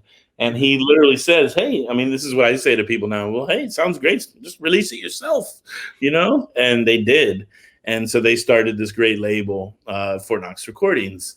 Well, their debut album came out in 2007, that time we were just talking about. That sort of weird transition period, right? Yep. And John knew me, like I knew those guys throughout the years. We always kept up. And he loves drum and bass, so he's part of the Too Tough family, extended family. And he says, man, I don't know how to get any traction on iTunes. And I'm trying to promote this album. And there's these things now called blogs. I don't even know what a blog is. Andy, you were always good with the internet. Now, don't do any of that. Don't do any of that mischief on the internet, okay? But if we hire you to use your internet skills for good, will you help us promote, Fort Knox 5? And I was like, yeah, of course, man. I'm always looking for work. Let's do it. And so that's kind of how we started working together. And again, I went touring with them. I brought on CI to the label. We brought in some other acts too, impresarios, Nappy Rhythm. And then, I guess most people are going to know this, but unfortunately in 2015, John H. passed away. And from 2008 to 2015, I had been kind of like his right-hand man, his assistant, so to speak. I mean, there was no official title, but I was working with him closely, and him and I covered out everything. And then all of a sudden he's gone. But the other guys, they want to keep the project going. They want to keep the label going. Well, it actually worked out really well because I had just kind of shadowed John for the previous 7 years. And all of a sudden they say, okay, well, here's the passwords. Here's all the logins. And so for the last 5 years now, from like 2015 to 2020, I was basically doing what John had been doing, there with Fort Knox. So yeah, it's been pretty intense. It's been a really wild ride for sure. My end with Fort Knox was I told you about this earlier. I learned about it from Joanna O down at Turnstile Records in Virginia, and she handed me the CD. She's like, "You need this. just buy this." And so I picked it up. I think I might have bought 2 of them at the time. And it was the longest drive back. I mean, 95 is a mess, but I kept pulling over the side because I kept listening and being like, okay, like they're using this break and that break with that sound. How is that working? And it was blowing my brain. I got to see John H. at one party before he passed. Oh. And like this is like how late I came to the game on this one. And so I was just like, this is amazing. you're amazing. This is so cool. And then it was like, I don't know, like 2 months later, like I see that, like, I'm still on Facebook, and like it just, like, Facebook imploded that day for me, and I was just like, what? Yeah. Now what? But champion hat tips to keeping that ball rolling and keeping that vibe and sound. Yeah, John did a lot of amazing work. He got Fort Knox 5 on an Oscar-winning documentary, The Cove, the one that's about the Taiji dolphin hunt. So they got their song licensed to that documentary, which now has an Oscar. Of course, you don't know that when you sign up for the project. And it went on to win Oscar for Best Documentary. They have dozens and dozens and dozens of licenses. In fact, Fort Knox Recordings was the #1 label licensed to EA Sports. Really? Yeah, I mean, and that's probably changed now. Everything's changing, but for a long time there, they had the most tracks on all the EA Sports games, and even CI and Impresarios, Thunderball, all got some songs on like NBA 2K, FIFA, EA Sports games. So yeah, John did a lot of great work, and I mean, I learned a lot from him, stuff that I had never licensing. I was never working in that department.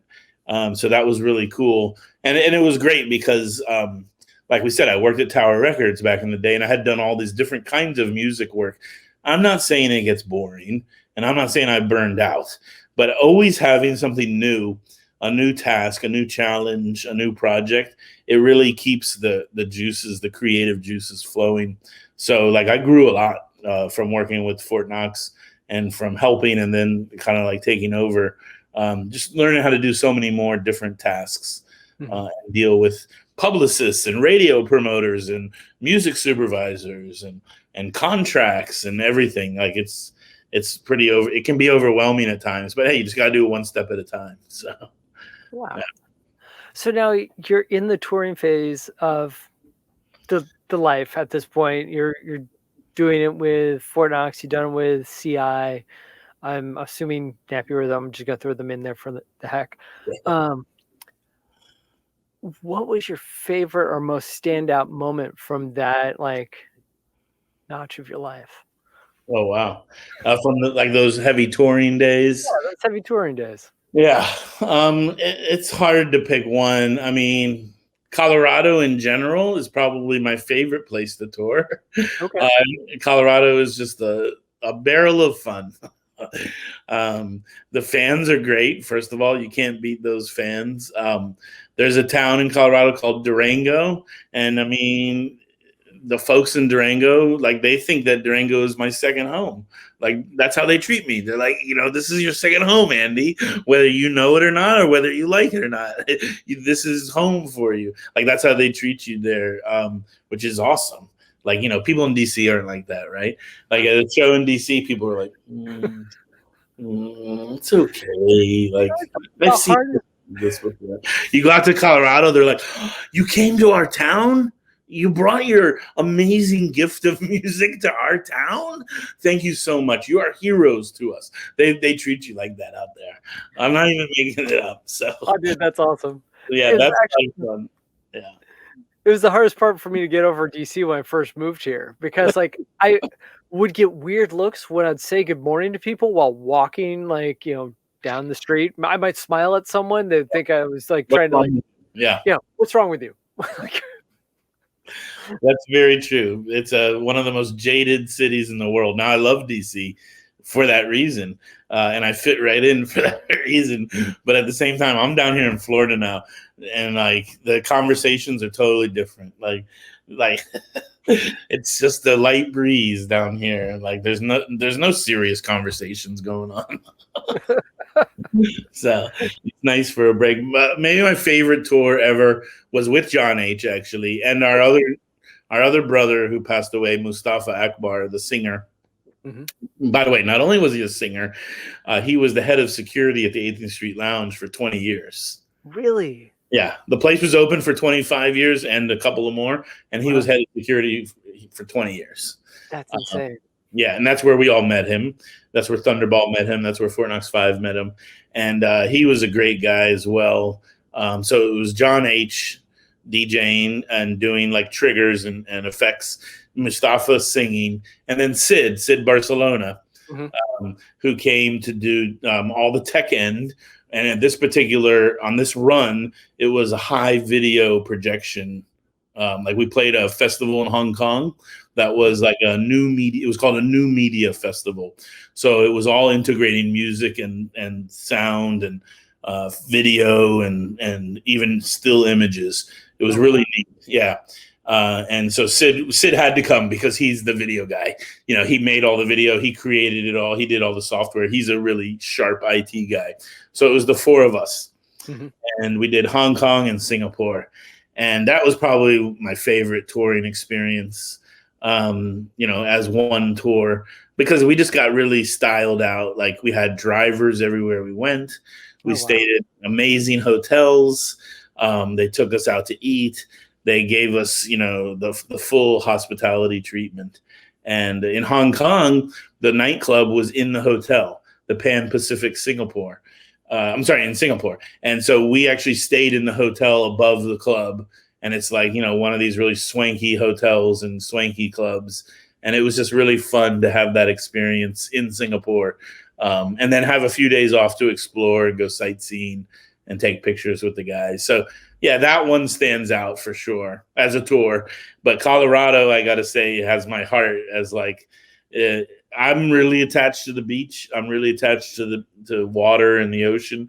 And if I wasn't, I think I would live in Colorado. But it's landlocked. So I'm sorry, Colorado, as much as I love you, but just a smidge. Yeah. So I have to have the beach. It can always travel to the mountains, you know. And I have to say, you're looking good. I mean, it's funny as I sit here comparing my own flesh tone to yours. Like you look like a golden goose, where I'm like pale and ghosty over here. I was just at the beach on Saturday for like 8 hours. I live 3 blocks from the beach, so don't feel badly. Like it's taken a lot of work to get to be here at this moment. It's taken a lot of work, yes. I just stroll with my cup of coffee down to the beach and casually look at the waves or flat waves. Yeah, there are no lack of waves. But the water is crystal clear, though. It's beautiful. And a lot of parks here. I'm actually on the island of Miami Beach, and I just found out I got some new neighbors moving in, and they live exactly 8.5 blocks north of me, and that's Jared and Ivanka. Dun, dun, dun. They're moving in 8.5 blocks north of me. Well, I'd like to say that you're a trendsetter because you moved from DC and they followed. So you just, you know, there you go. But yeah, so I can't believe that's happening. Nobody down here cares, and they're moving into some penthouse, so nobody will probably ever see them. But yeah, that's pretty crazy. That's wild. All right, so we've talked about your tour dates. Let's step it back a little bit. Favorite DJ that you brought in? Oh wow, local or international? Oh wow, that's a tough one, right? Oh man, you make a man pick, huh? Well, I mean, yeah, you could pick a couple if you really needed to, but come on. I mean, I guess if there's one DJ who, if I could only have one DJ, I'd want to have that DJ. It would be Bailey for sure. Okay, there's no doubt about that. Bailey is the man for me. Like, because Bailey flexes through the styles. You know what I mean? He can play rough. He can play smooth. He can play vocals. He can play all crazy, dark tech step. You know what I mean? And I like that because I feel like people have moods, right? And what I love about Bailey's music is like, maybe it doesn't fit my mood at the time, but I know his mixes. So I can go back and listen to his music according to my moods. And he plays music for all moods, drum and bass, you know, and I just love his quality of music and his quality of mixing. And the guy has just been at it for so long. And like radio has changed so much. And yet he's still out there slinging those radio shows like on a weekly basis. You know what I mean? And it's a lot harder than it used to be. He used to be on the BBC. He was on One Extra. That was a big platform. Now he's on an internet show, but he just brings it the same quality to that internet show, you know, like that. So yeah, Bailey is probably the one that I could, if I could only have one drum and bass DJ for the rest of my life, it would be Bailey. If that makes sense. Yeah. Totally does. Yes. Now, I think Flight is another big one, not just for me, but for our whole crew. We got linked up with Flight pretty early. And so we just started working with her. Storm, of course, of Chemistry and Storm. Now, we never got to book Chemistry, unfortunately. Too Tough didn't.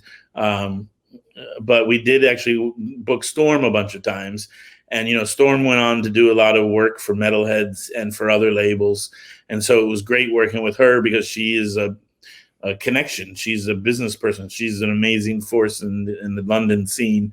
So working with Storm was awesome. And Doc Scott, I think the first time we had Doc Scott was maybe 98. Yeah, 98. There was a place over on M Street called Lulu's Mardi Gras. Okay.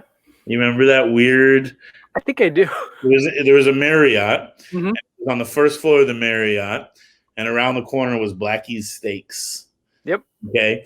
And so these friends of ours, they threw a party in 1998 at Lulu's Mardi Gras, and we brought in Doc Scott and MC Justice. Wow. And I had picked him up, and I took him for his tour of DC, and he loves history, it turns out. I mean, he's a doctor, right? Yeah. So he loves history. So I ended up giving him the sort of DC history tour, which he loved. And he later, a few years later, when I became a teacher, and he found out, he says, "You know what, Andy, that makes sense." He's like, "Because that tour you gave us was amazing." So I've always enjoyed Doc Scott. He's an intellectual. He's a really smart man, and of course puts out great music. Trace played such a big role in Too Tough. Like, should not have any conversation or mention of Too Tough without mentioning Trace. He was one of our residents. He was our connection. He was our homeboy. Like the music he played, like when we first met him, he was playing LTJ Bookham style stuff. He was making LTJ Bookham style stuff. And then real quickly, he was the first sort of tech step pioneer, and I still remember we had him on at 6 a.m. after LTJ Bookham, 1996. And at 6 a.m., he comes on. Everybody's still there. The party had been moved, and so the set times have been pushed back. And Bookham was originally supposed to go on earlier, but I think Bookham didn't go on until 4, and he played from 4 to 6. Okay. And Trace takes the decks at 6 a.m. I don't know who's in the chat, but somebody had to have been there because this party was ridiculous. Okay. At 6 a.m., you know what Trace drops on the sound system, fully maxed out because the guy liked to redline it? Mutant Revisited. And this was the first time anybody's heard it before. It's not out yet. It's strictly dub plate. Uh-huh. He plays that thing, and you know the tune, right? Yeah.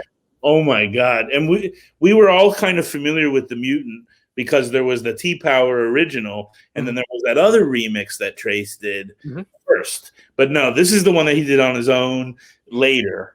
Because I guess he's probably still had like the stems on his computer, and so he went back to it when he had the tech step beats. Because when he first made it was more like a hard step. Yeah, it was great. The first remix was great too. It holds up, but it's like hard step, right? He goes back to it like 2 years later, and that's essentially like the first tech step tune. Maybe not. I'm sure somebody can bring some other track out, but he drops that thing at 6 a.m, and people are starting to get a little tired. I'm not gonna lie, it's 6 a.m. The light's coming through the windows, and he drops that thing. Holy shit, that place went nuts. Dude, I can only imagine. Back. Yeah, and then he plays a whole tech step set. And this is like spring of 96, the first time I've heard tech step. Uh-huh. And I'll never forget that set, for instance. Like that thing, like it reverberated through your bones. You know what I'm talking about? Like it reached your soul. Like it was serious business. And that's Trace. And he did that repeatedly through the years at Urban Space, at our parties. Ed Rush and Optical would come. Trace would bring them over. Those guys would rinse it. Rhyme Time started coming over a lot. So yeah, we were really lucky. We were really fortunate. I don't think we knew at the time how good we had it. But we were basically, Slant and I and all the guys in the crew who did a lot of the hard work, I'm not going to lie, we were basically creating a little microcosm of like a London scene in DC. And, New York makes sense. It's New York City. It's Mhm. 8 million people. Okay. And DC also makes sense. And only DC people would get this because we're not a big city. We're a very cosmopolitan city. A lot of people in DC have lived in other countries, have lived in London. We have a connection to Europe. We have a connection to the world. And so I feel like we were able to do something here in DC, which was unique in the United States, because DC has a unique group of people. I mean, New York has more people, and New York is also very international. But sometimes New York is so big that you get lost in the sauce, right? In DC, these drum and bass events, I mean, they were in the city paper. They were in the Washington Post. Steve Kiviat, who still is a local writer, he used to cover our events for us and put them in the mainstream, like Washington Post and Washington City paper. Steve Kiviat. Awesome. Yeah, and he's still out there. He's still a writer. He's been covering go-go a lot lately. I keep up with him. I send him all my reggae and Latin stuff. But Steve Kiviat in the 90s used to write about drum and bass. And trust me, he was like the only mainstream writer who even knew what it was. So he was like super cool for covering drum and bass in the press, Yeah, and those are the DJs. Those are the DJs who really were a big part of our life. Right on. And they still are. When I've been to London, Bailey will treat you like family, pick you up at a train station. I've been to the Drum and Bass Arena Awards as Bailey's guest before. Nice. I know, just like crazy. Right on. Crazy thing. Slant and I are once in London, and GQ picks us up. So those guys, they really take care of you, and they remember your name and. Like, oh, how's your mom doing? One of them might have met my mom, how's your mom doing? I'm like, oh, she's doing good. Thanks for asking. Yeah, she liked the tea you gave her, I love that. Drum and bass can be such a very tight-knit community very quickly. Yeah, definitely. Especially when you're taking care of people in probably the most vulnerable situation. You fly them internationally. You're bringing them to a new country, and there's some trust that goes on. Yeah, for sure. For sure. And so, like, you talking about being a host and showing, Doc Scott around, it totally makes sense that there'd be that niche. Yeah, he loved it. Yeah. He loved all the little, unique stories. DC has a lot of them, in this building over here, or you see that over there, even just like the wine on the Washington Monument from the different periods of construction.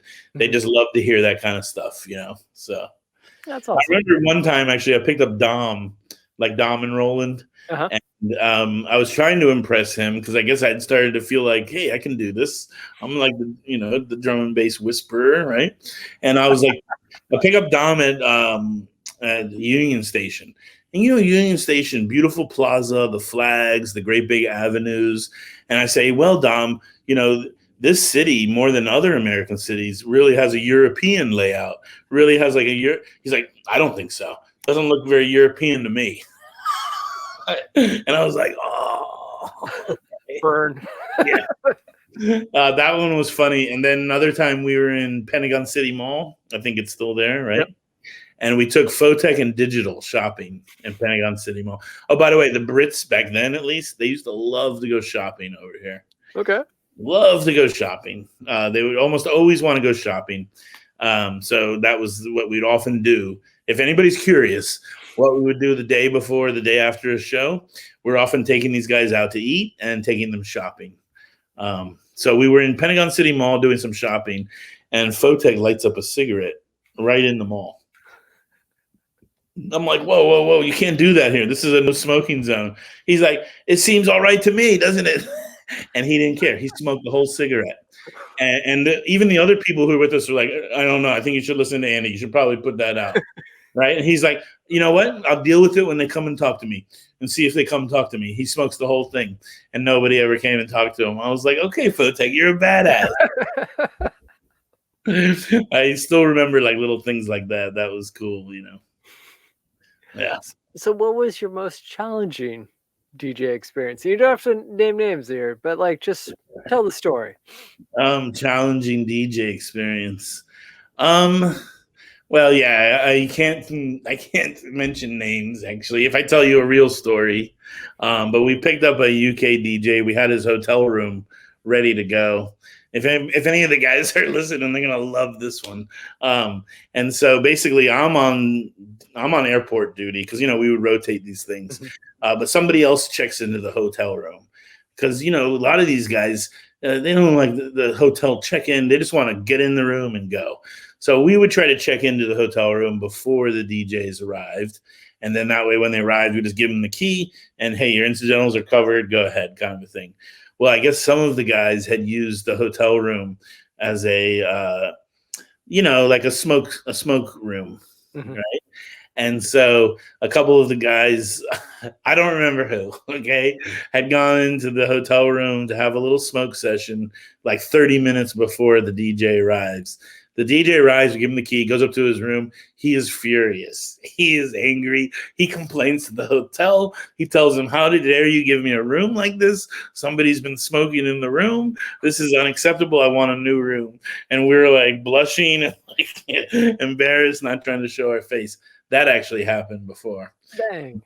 Yeah. That's happened one time. This one, I can tell you who it was. It was Rhyme Time, Ed Rush Optical. And the hotel I thought was okay quality, but they didn't like the room. They said it had bed bugs, and they basically refused to stay in there. They kind of like did a sit-in protest, so I had to like take them to Crystal City and just find a hotel. And when you walk in off of the street, they charge you, they really get you. So like, yeah, had the bed bug thing before, had the smoke room before, have had all those kind of experiences. I guess those aren't so bad. The worst thing that really happened was LTJ Bookham missed his flight one time. Ooh. Yeah. And we were the first show on the tour. So he missed his flight at Heathrow. So at Heathrow, they put him on a flight out of Gatwick, the other airport in London. And so he's basically going from Heathrow to Gatwick, calls us and tells us, or his agent, but in that time period, they tell us, hey, listen, Bookham's missed his flight, but we know your show is tonight by the way, at the 9:30 Club. Okay. And we've already sold like 850 tickets. Wow. Okay. Yeah, this was one of our larger events. It was a great lineup. Spooky, Kid Spooky was playing. Bijou, who you mentioned earlier. Slant, of course. And some of our other residents were all playing, and LTJ Bookham was the headliner. He misses his flight from Heathrow. They book him immediately on a flight out of Gatwick. So he jumps on that flight, but guess what? That flight is landing at Newark, New Jersey. Now, there is enough time to get him from Newark to DC. And there is enough time. It's feasible. So we say, what can we do? Can we hire a driver like in New Jersey, just like a limo driver, a driver? And so we're like, yeah, we could do that. But we realized if we just call somebody up on the phone and hire them, they're not going to have that urgency that we would have. And in this kind of a situation, every 5 minutes counts, keeping those guys moving, doing quick bathroom breaks and everything like that is going to get them to the gig on time. So me and Peter, you haven't heard much about Peter, but Peter was a huge part of Too Tough, behind the scenes guy like me. So Peter and I would work on budgets and logistics. So Peter and I, we don't have to DJ. So we rent a Dodge Caravan, a minivan. Peter and I drive from DC in our rental van to Newark, New Jersey, go in, get them at the customs, right after they've come through customs, whisk them out of Newark Airport, back into our waiting minivan, and then drive them straight to the 9:30 Club. And I know you've been to the 9:30 Club, but that alley that's like right behind it, so that's where you load in. You load in that alley. So we literally drive with LTJ Bookham, Nookie, and MC Conrad, a 3-man party, and right into that alley and load them right in, and he goes right onto the stage and plays. Man. Oh shit! And it worked. It worked. Yeah. Wow. But it was quite a Herculean effort, to like rent a van, drive up there, get there, pick them up, get them down there like in perfect timing, miss most of the show, but then be there for LTJ Bookham and like save the show or whatever, So that actually happened. Yeah. That's insane. That's probably the best story. I should stick with that story, actually. Just stick with that one, roll with it. I was gonna say, evidently, we got called out for a GQ story, but I can tell you the GQ story. He knows because that friend of mine was around back then. But yeah, GQ. This was way long ago in '95. Yeah, you still there? Yeah, I don't know what happened. Yeah, exactly. That was a 4-hour drive. There you go. You're back, man. boom. I was just checking out the chat over here. Hey, Debbie and John are out there. What's happening? Yeah, that was a pretty intense situation. GQ, this was a long time ago. We had gone out to Reston the night after the party for a little after party action. We were driving from Reston back to DC where the hotel was, and we got pulled over by some of Virginia's finest. Yeah. And Dope. it's like 2 a.m. It's a late night. You know, we've got bloodshot eyes. One of my headlights was out. And so that was my fault to have a missing headlight because they pulled us over for the headlight. But then they shine the light in. They say me driving, white boy. They say GQ. He's got like the little dreadlocks at the time. I don't think he does anymore, but he used to. And then he's wearing gold chains. You know, he's got his herringbone, solid gold. He's got gold bracelets. And we've just paid him in cash. Okay. So he's got a lot of cash in his pocket. We're only going from DC to Reston to hang out with our friends. So he leaves his passport safely in the hotel, lockbox. Yeah. So no passport, wad of cash, gold chains. It's 1995. He's a black man, and all of that's is dangerous enough. And he's got this British accent. Okay, and he's telling them he's British. They think he's Jamaican. And he's like, no, mate, I'm British. Okay, listen. He's like, it was a whole thing. They take us out of the car, my Jeep at the time. They search the car. They don't find anything. They put us in 2 different police cars. I think he had like one spliff with him, which is mixed anyway. You know how the UK does it. And he had like the spliff behind his ear. He wasn't even trying to hide it. Okay, so he's like, this is all I got, mate, right? And they think he's like a drug trafficker. Okay. And they're shining lights in our eyes, and they line us up, and they split us up, and they ask us stories. And you know what? I mean, I didn't get a chance to tell the guy, but I went with the truth. And I'm like, I hope he goes with the truth. Yeah. I hope he goes with the truth. And sure enough, he did. And so here him, listen, my buddy, we're promoters of this special music, and we brought this artist over from London, and we're trying to show him a good time. And I don't mess with that stuff, but you know what? I mean, I gotta take the artist around. I gotta give the artist a good time. Yeah. And both of our stories matched up. They put us back in the car, no ticket, nothing. They send us on our way. No harm, no foul. Wow. I mean, we were out on the side of the road for a long time. Like, true, but how often does that happen? That was in like November or December 1995. So, wow. Right on. My buddy asked that question. Not that I forgot about it, but I haven't told that story in years, right? And of course, now we see what happens with so many, interactions with the police. They don't end that way. So thankfully, I mean, I guess it could have been a lot worse, right? Yeah. It really could. Crazy. And that was GQ, right? That's nuts. Yeah, so he's never forgotten us either, needless to say. Nice. I'm going to take a quick moment and give a shout out to the chat. Thank you for dealing with my casual disappearance there. I'm not quite sure what happened. I'm new to the whole StreamYards thing, but big up to Debbie and John, who I do believe I bought a bunch of records from them. Right as they were heading down south. Let's see who else we got in the chat. Big up to Relax Liquid. I saw Curly Roller in. She already tapped out for the night. Then with the Junglist and Meta Pattern. Who else is in the house? I see Ransom. Hey, Ransom. Big ups. Yeah, that's cool. Very good to see Ransom. Yeah, Naughty Vibes. Good to see you there, sir. And DJ Spade. Awesome. Cool. What's happening? A lot of crew out there. Jesse Justice, my homie. Heck yeah. Yeah, good to see you guys. So actually, on the thought of the crew, obviously you're first up. Who do you think I should try to run down next?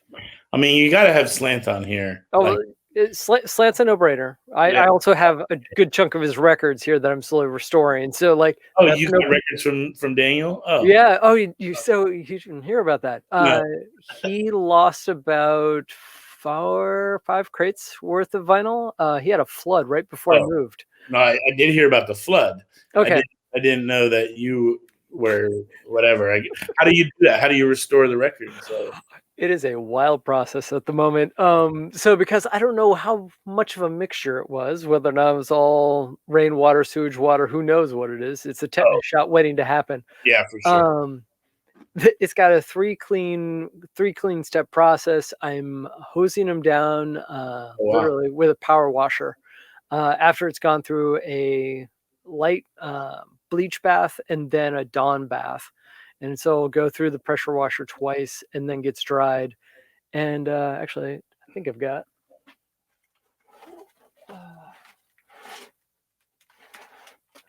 So we're going through and Cool, yeah. So I'm slowly going through, labeling them all, and getting them all nice and prepped. That's pretty cool. Wow. Yeah, it's kind of wild, but it's a lot of fun. Because he did have he's always had an amazing record collection. So yeah, it's also fun because it's coming from him, but it's also some of those records, like I put them on and I remember being at parties where he was playing and being like, yep, that's cool. That's cool. There you go. That's a thing. You should reach out to Stress as well. He lives in National Harbor. And Stress actually lived up in New York for a few years. And when he was in New York, he was part of like DB's crew, did the science party, the sound of science. I might be getting it wrong. But yeah, so Stress is still around. And he's not playing drum and bass anymore, but he still buys records and he's still an avid listener.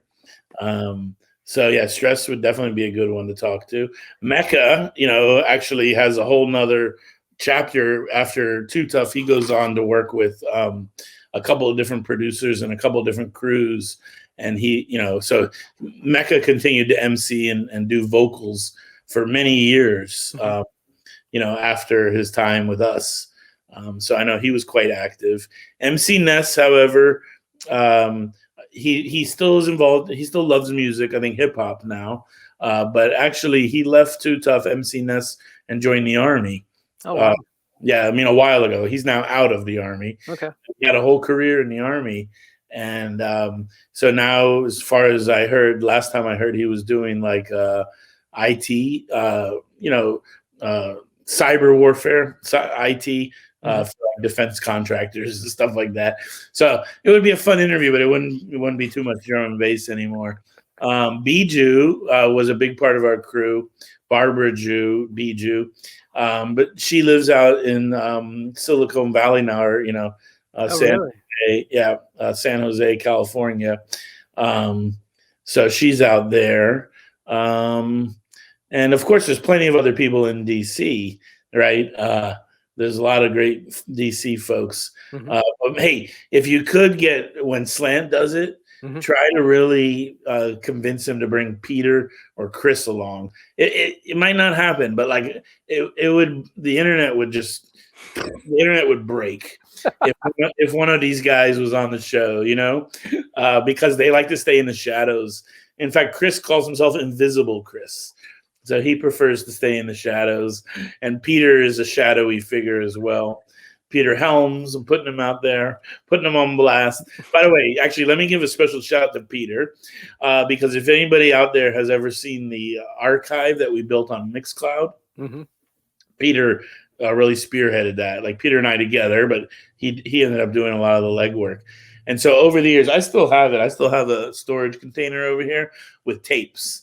Really? And I don't have all the masters, but I got a good chunk of the masters, and I kept them safe, and I kept them dry over the years, never knowing what I was going to do with them. And then about 5 years ago, got this, like, it looks like a Walkman, Yeah. You play a tape in it, but you hook it into a USB port. Mhm. And you can just encode directly into your device. Oh, And wow. so Peter, he did the time consuming work because you can only do it at the speed of the tape, right? Mhm. A 90-minute tape, it takes 90 minutes. And so he encoded. I think we have 80 archived sets up there. Wow. So of course, it's not everything, Mhm. but it's a good majority of our events from say 1995 through 2010. Mhm. And there's a few after 2010, like the famous Goldie Bailey sessions at U-Haul Mhm. with like roadblock crazy sessions. We have that up there too, but I would say the majority of them come from like the first 15 years. And Peter was instrumental in making that happen. Well, So shouts to Peter then. Thank yeah, you so yeah. much for that. And that's why he'd be a good person to have on the show. And he's also really tight with Bailey. He vacations with Bailey. He doesn't want people to know this, but now they do. He vacations with Bailey. Okay. Actually, it's funny That's awesome. now that I'm exposing Peter. He's going to be so angry at me. I know I'm going to hear from him tomorrow, right? Somebody's going to contact him. He's not on Twitch, but somebody will tell him. I met Peter because when I worked at Tower, they used to be very generous with the promotional CDs. Mhm. You know, they punched a hole in the barcode, if anybody remembers. Oh, yeah. And they would give them out. And the idea is to get, hype, to give them to tastemakers or, the employees. So that way the employees could recommend it to customers. Well, we get paid $5.75 an hour. So you know what we would do? We would box up those promos and we take them to the CD stores and we'd sell them. Yeah. Okay. Well, Peter worked in Vienna, Virginia at P&L Compact Discs. I think that's what it was called. And he figured out that I was Andy Too Tough. And so he used to buy all the CDs that I would bring and even things he shouldn't have been buying just to kind of like hook it up. And eventually we broke the ice. We became friends and he became a major partner in Too Tough. I mean, he was an asset to the team for many years. Mm-hmm. And I just met him because he was buying promo CDs from me, which is so cool how that happened. And then he went on to vacation with Bailey. So, hey. Why not? So that's pretty cool. But yeah, those guys are all great. We had another DJ, Jawei, was his DJ name. Okay. And his name is Chadwick. So Jawei was how you would say Chadwick in Chinese is what he said. He's a Chinese American, and he really was a graphic designer, but also a talented DJ as well. So those were like the Red Days, Rude Boy Shuffle. He was one of the residents around that time period. So yeah, we had quite a crew over the years. We had an intern at one point. That was pretty cool.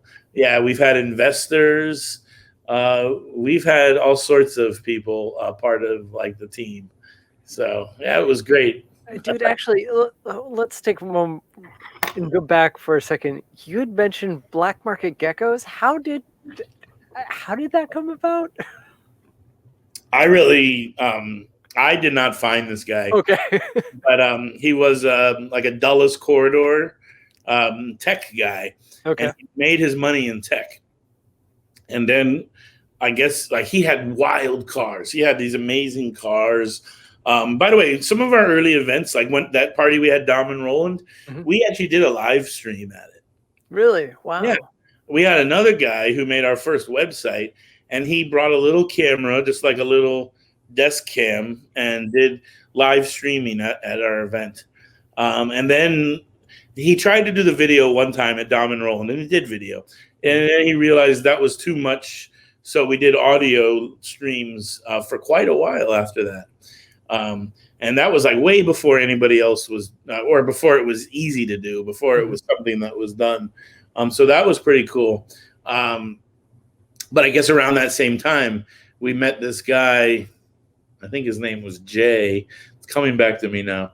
And he had taken some money that he made and he'd bought like a rare gecko. And then when somebody else found out he had this rare gecko, they mated their gecko with him. And so then they had like geckos, and they were selling them, but they weren't regulated, they weren't licensed, so they were black market geckos. And he still had his day job, he still had his tech job, and that was like his, that was paying his bills, paying his mortgage, whatever. Yeah. But he'd made all this money and put it in the geckos, and then he didn't know it, but the geckos started making money for him too. And so he took his gecko money and he invested in Too Tough Events. And if you remember, there was a Pizzeria Uno in Georgetown, yes, right by Yoshitoshi. Mm-hmm. I remember sitting in a booth with him and a couple of the team and talking about events and how we were going to make the most of this gecko money, which is a real thing that happened. That's awesome. Yeah, actually, I don't know if you were in town yet. But the Edge was a place where a lot of events were held. Yep. And I think we were renting the Edge out because we did a bunch of events at the Edge. Some were collaborations with other people, but we did a few of our own events as well. That's awesome. And, you have the money, you can put on the party. So that's all it comes down to, really. That's awesome. With bringing up Yoshitoshi, because there used to be such a, especially in that era, there was such a network of like not only like where to buy sound. Like you had your Tower Records, you had Yoshitoshi, you had DJ Hut, you had Capital City Records for a hot second. I'm Dance Records, the 12-inch Dance Records was another one. Yeah. But you had that whole network, and then it felt like every little shop all the way up and down Georgetown had a DJ booth inside, and you'd usually find like the DJ that you'd go see that night, like working in this place, just doing a random DJ gig in the Georgetown. Yeah, that was my impression of DC when I first arrived here. I was like, it's Mecca. Oh, okay. Oh, that's cool. Yeah, Me and You, which was a restaurant in Georgetown. In fact, Debbie and John, who are here, John, he used to DJ there. Oh, right on. Yeah, so he used to DJ at that restaurant in Georgetown. I think like the Adidas store did some DJ events. Maybe there was it a Puma store that was there for a while, or the Nike store or something?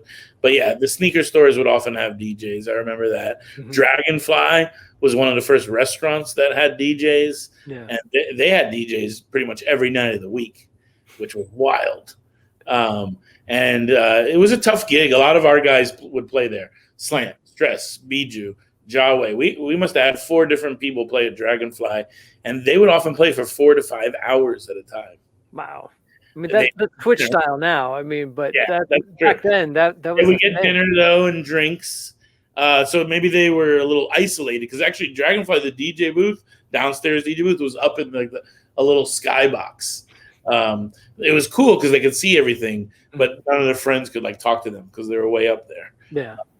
But yeah, at that point in time, it was like, that was like really, I think, at a moment when electronic music broke through to the mainstream, and everybody wanted to be a DJ, and everybody wanted to have EDM, and like there were car commercials with like DJs and stuff like that. You know what I mean? Was it Mitsubishi the Eclipse? It had like Dirty Vega on it. It was a moment in time for sure. Before people called it EDM, it was like right on the cusp of the term EDM. So for sure, HF Festival used to have the tent at the HF Festival. I mean, Buzz would do the tent, but it was that same time period for sure. Actually, we mentioned Stress earlier. How did Stress come into the scene? I mean, obviously down from New York, but how did he get involved with Too Tough? Yeah, I met him a long time ago. I met him real early on in the rave scene, just normally the way you used to meet people. I often ask my friends, how did we used to meet? How about this one? Like if we had to meet somewhere for dinner or a movie, how did we coordinate? Because now it's all by text message, and I like send a map point, like I share my location. I'm like, how did we ever find each other back then? Right? Like we didn't have cell phones. We didn't have anything. Like it's amazing that we actually were able to like make it work, because I don't even remember how it worked. But I was actually up at Tower Records one day in Rockville, Mm-hmm. and Stress walked into Tower. I said, "Hey, man, I know you." And he says, "Yeah, you look familiar too." And I said, "Cool, come check out the drum and bass section." So I showed him the drum and bass section. Like everybody, he was shocked. He couldn't believe it. And then he lived really close to there at the time. So on my lunch break, we hung out once or twice. And actually, he introduced me to some valuable people. A guy, John Bowen, who would go on to become our graphic designer for many years. And another guy, Chris Hoover, who did some graphic design, but he had a print shop. So I got to give Rich props. If he hears this, he'll be happy that I'm giving respect where it's due. He was a major connection. He provided us a major connection because all of a sudden we had a guy with his own print shop where we could do silkscreen T-shirts. We made banners. We made vinyl stickers. We made our flyers. We did everything out of this print shop as long as we could. And then John Bowen was the graphic designer that print shop was using. And we worked with John Bowen even longer. In fact, I still work with John Bowen because he's in the Empresarios. Oh, wow. Yeah, and he does their graphic design. So you've probably seen some of John Bowen's work just because he's amazing. And so Rich was living up in Rockville area. And he came into Tower Records like so many people. Mm-hmm. That tower was a special location for a long time. A lot of folks came through there. It was pretty cool. Yeah. It's for me, especially the Alexandria one with the two-tiered like walk up was it's kind of you had to do the walk. Yeah.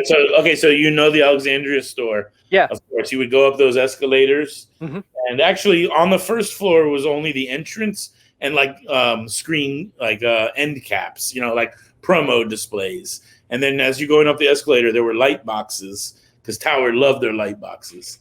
Actually, a lot of people outside of Tower might not know this. Every Tower Records had its own full art department. Really? And they hired artists who worked in every store. And They gave them foam core, and they gave them light boxes, and they gave them a budget, an artist, an in-store artist. And that was something that the founder believed firmly in, that rock and art go together hand in hand. So that was kind of cool. So there's always good art. You're going up those escalators, you see the posters, Then as you went up the escalators, the store wasn't really wide. So you had to kind of go up and you went in either direction, depending like if you're going for pop rock or classical and jazz or whatever, right? Well, one night I was working at that store and a customer, a guy, he's in the corner and he lights up a blunt in Tower Records in the corner. Now, they have video cameras, and they have a guy watching the video camera, but I don't know if he didn't see him or if he was on break, but the guy got about halfway through his blunt before anybody told him to put it out.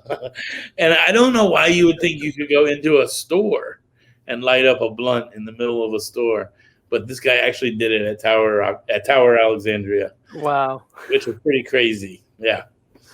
No, one of my first experiences in Tower Alexandria was going up the stairs as someone was desperately trying to get out of the store as fast as they could, shoplifting. And it was like Tower employees like were riding the handrails down like expertly, like as far as I was concerned. But I'm like hitting the sides like, oh God, I'm getting out of the way of this.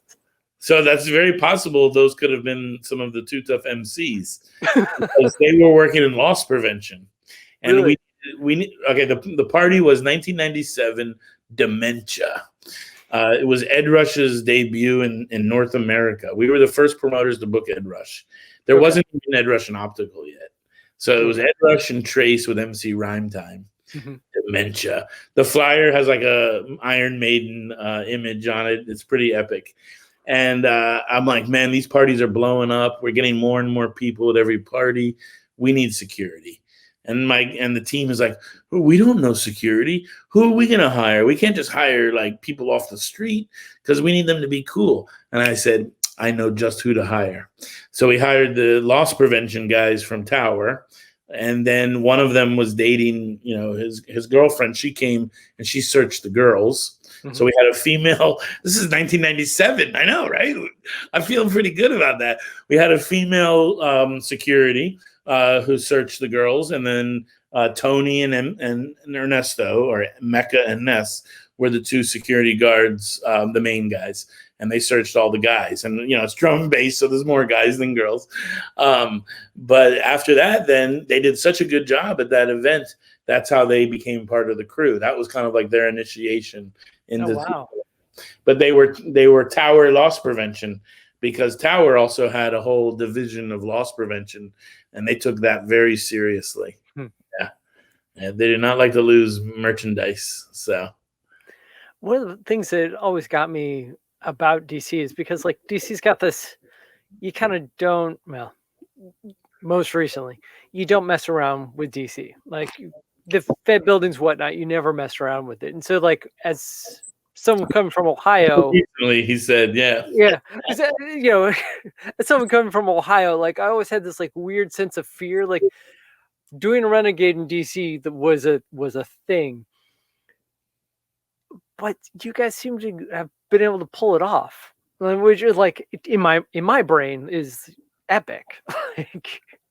Yeah, I mean, I think we didn't even know it at the time, just because I was 19, Slant and Chris were 17, so we were just kids. But later we realized what we're part of is something much bigger, and that's like this whole DIY ethic that DC has. The Fort Knox 5 guys have it.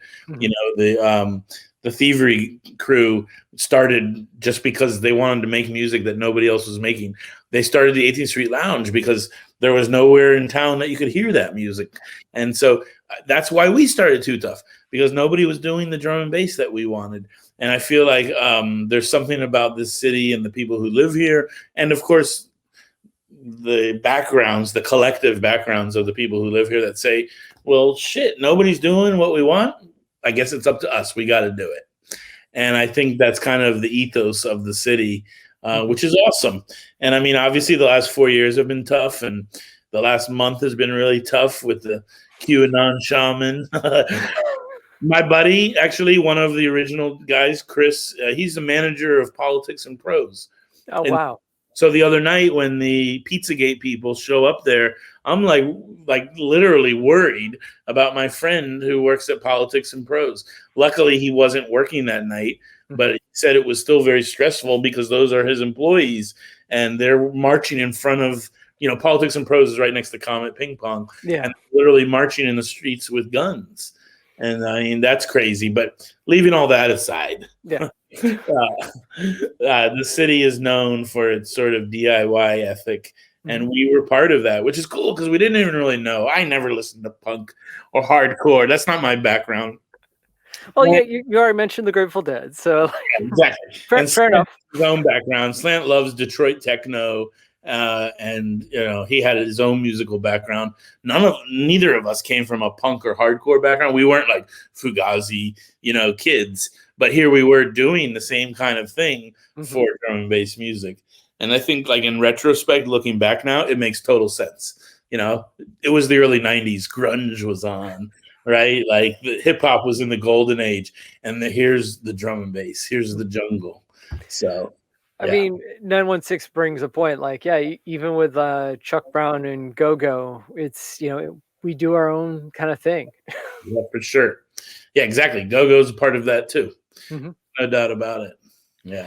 It's also, I mean, you guys were coming right out of the end of DC also being known as kind of the murder city capital of the world at that point. Like, It's like when you think back on all the things that were set up, and yet you guys thrived.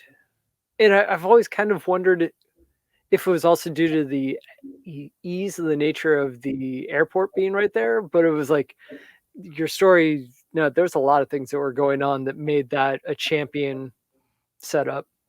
I think that helped, like the crack era is basically what you're talking about, and the crack wars. And I mean, that's why when we threw raves, jungle raves, but raves on Georgia Avenue, nobody cared because we weren't hurting anybody. We weren't even really drinking at the time. You know what I mean? Like, we were too young. We were just going nuts for the music. I mean, there were some bottles of champagne, yes, because we heard in London they like to pop bottles of champagne, and so we did that too. But like, it wasn't a big drinking affair, and there wasn't violence at all. you know. And so I think because the rest of the city was gripped by violence and poverty and all this terrible stuff, hey, who cares about what those kids are doing? They're not hurting anybody. They're not hurting themselves. They're not bothering anybody. Fine, let them be. And I think that's how we were able to operate under the radar. I think that's how everybody was, because, you know, there was so much crazy stuff happening elsewhere in DC. So as long as you just weren't going to that level of crazy, you know, as long as you weren't like a total anarchist, right? As long as you were operating within the parameters of the system, they didn't really notice what you were doing. And by the way, it was like that in every sector of the city, because Tracks and the Edge were down in Southeast. It's on the edge of Southeast. But still, I mean, I remember like going to Tracks in high school. I remember going to the Edge in the rave days. This is before the Capitol Ballroom or Nation was even open. And it was pretty tough down there. Like, you know, like you weren't sure when you came out if your tires were going to be slashed or your car was going to be broken into. And a lot of you pay the hobo. Exactly. A lot of people would pay a guy to watch your car for you. And you know what? Those guys were honest. When you paid them, your car was never messed with. And they were out there when you got out too. Oh, yeah. You know? So it was a different time for sure. And like in the 2000s, when DC got like an influx of millennials, let's just say. I mean, that's what happened. Yeah. Right? They brought cornhole and bluegrass to DC. And back in my day, nobody knew what cornhole was or bluegrass, and nor were we ever going to find either of those in DC. But actually, when the 18th Street Lounge closed, there's a great article. A young lady wrote it, and she wrote how DC did change around when Obama comes to town, you know, the Obama administration, and how it went from being a club city. This is in her article. It went from being a club city to being a bar city. And it went from a place where people were night clubbing, and there really used to be more nightclubs. Oh, yeah. To places that were bars where you wanted to hang out and have a beer, or you wanted to be able to have a conversation, you know, as opposed to dark lights and fog and strobes. And I think that also that is a shift in DC's. You know, that's when the restaurant scene blew up. That's when everything started to change. But it was quite different back in the 90s. Yeah, quite different indeed. So, yeah. Every time you saw like the cops would go by, and then like, you know, you'd have the I don't know what you call it, the parade of police, and then like whatever politician would go by, and everyone in the street would just give it the finger because they were hoping it was Bush. Motorcades. Yeah. Yep, the motorcade. Thank you. Man, word escaping me there. Yeah, of course. Yeah, that's a big part of being in DC is the motorcades interrupting your day and everything like that. But I mean, it's fun to live in DC and see the different administrations and see sort of the change that happens with each administration. And like some people like the Obama administration, they really partake in DC. They go to the restaurants, they go to the bookstores, they support local businesses. And that's so cool, like Petworth Citizen, you know, and all the places that benefited from their visits. Then you have some administrations that don't even take part in DC at all. And you're like, okay, when are you guys leaving? There's a timer. We only have to wait. We don't have to wait so long and you'll be gone. But yeah, that's DC life right there. Serious. Well, man, we've held you captive now for 2 hours. How are you feeling? Good. I'm all out of dark and stormy. All right. My drink choice. Here's a question. Do you have any? It just got popped up in the chat, so we'll throw it up in here. Oh, look, it's handsome. Nice. Yep. Clute and Juju stories. Oh, wow. That's pretty cool. Not me. That's not mine. All right. That's got to be him. The diner in Adams Morgan. Wow. That's awesome. Oh, one day. Yeah. No, you should get Ransom on here, man. Oh, no. He is on the short list. Okay. That's cool. Yeah. I love these shows. So this is your new format. That's what this is a little bit of a new format. I'm going to try to do it once a month. And right now I kind of have like the crazy serial killer board going with strings running left to right, trying to interconnect all the people that I need to get involved in here. Well, I'm really excited about this because Like this Thursday is the return of what is it? They call it Poutine, Poutine, and Armani Rain and Trax show. They have a talk show. They have a drum and bass talk show. So I highly recommend that one. That one's cool. I'm still new to their show. Like I've only watched one show. Okay, I'm not gonna lie. I watched the show. They had Bailey on, Bailey and Goldie. All right. I was hooked. You know why? Because they gave me a bunch of shout outs. I was like, all right. I was like, I love this show. This show's awesome. But my favorite show, my favorite drum and bass variety show, and there's so many now. Okay, there's so many now. I guess the 916 Junglist crew, they do one as well. I haven't even caught that one yet. Oh, you haven't? Oh no, definitely get in that. Definitely check out DJ's Not DJing. It is hysterical. Okay. You'll often see my smiling mug in the mix, but and Man Like Deep, the Junglist News Round.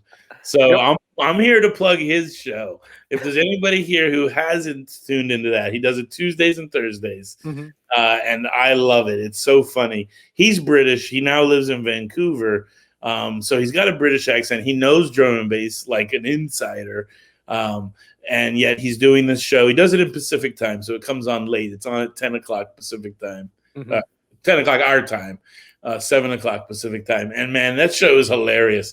The jokes, he does a social media roundup. He's hilarious. And he does a really good job. Like these guys are putting work into their show.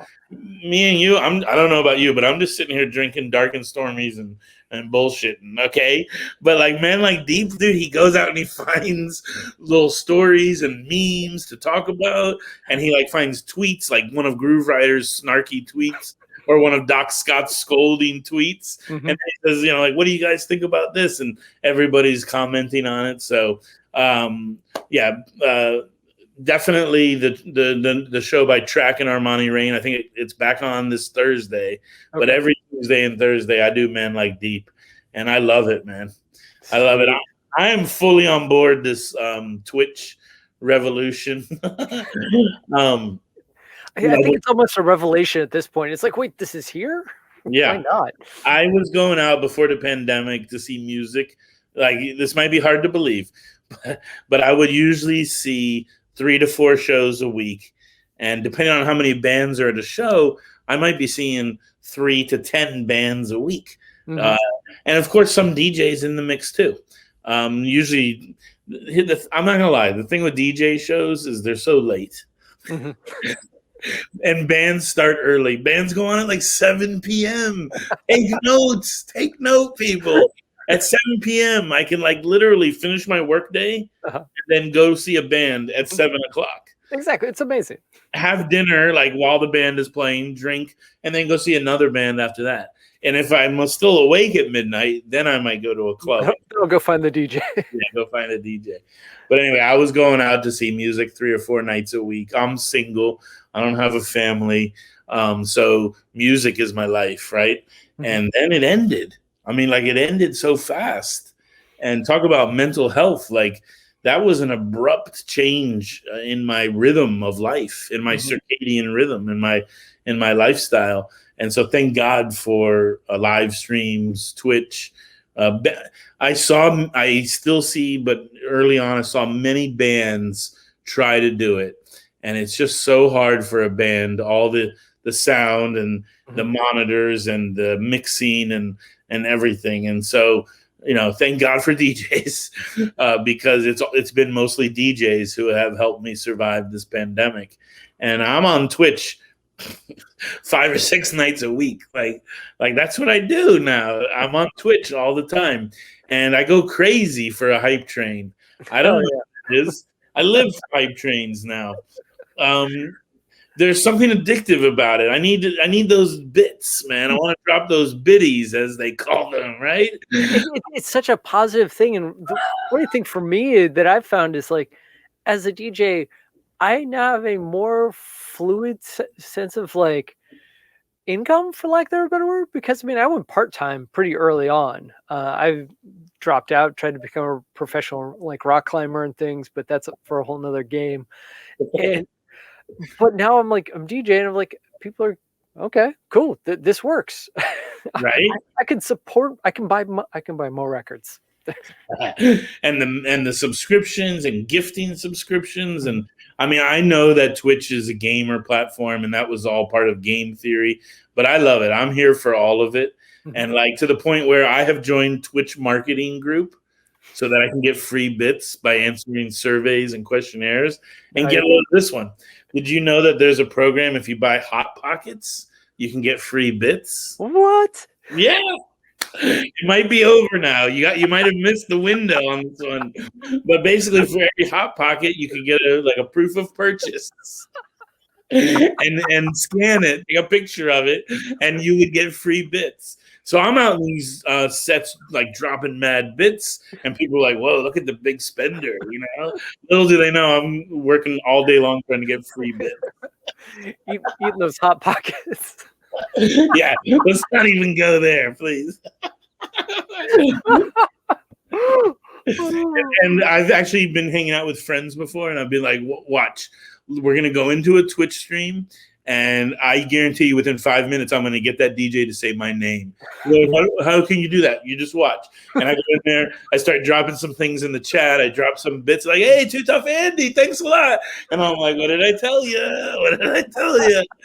And I don't know. I guess I'm that bored from being at home in the pandemic.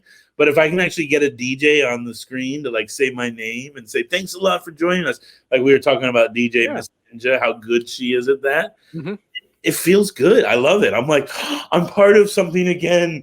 I'm in the community. It's totally that community aspect of it. I mean, like Man Link Deep does it too. Like he'll just sit there and shout everyone. And I'm like, on one hand, I'm like, that's so tiring. But on the other hand, it feels amazing when you get that recognition. And like, I will now turn around and apologize to the entire chat room as I've been ignoring you guys most of the night. My bad. Those biddies. There's a breakbeat DJ. His name is Chad Fox. And his wife, while he's live streaming, check him out, everybody, DJ Chad Fox. While he's live streaming, his wife works the chat room. And they are a dynamic duo, man. Nice. Okay. Yeah, like he's really good about shouting people out. And then once you drop some bits or sub, she like gives you a thank you and tells everybody, "Hey, check out, welcome to the chat." And I'm just like, man, this is really like, that's so welcoming. And in a time, like, again, I live by myself. Okay. So in a time when a lot of us are really isolated, I don't know. I think it's a great way to still build the community up.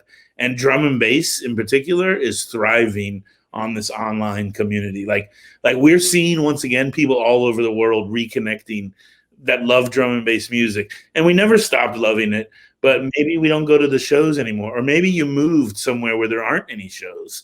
Or maybe you have kids, so you can't go out to shows. Whatever. Doesn't matter now because there are no shows. And so we can all just be on this online platform. And I think the community aspect of it is awesome. Obviously, it's not all going to go away once the clubs reopen. Sure, I might not be on here 6 nights a week then, but part of this is going to remain. And somehow the future of live music and DJing is going to change. It's evolving. It's metamorphosizing right before our eyes. So I think it's exciting. A friend of mine is actually in Berklee College of Music getting his master's. And he's doing his thesis on live streaming during the pandemic. Oh, wow. Right on. Yeah, and I'm on his review committee because I'm a faculty member. So I'm on his review committee, and he's going to present his thesis, and we're going to question him and everything like that.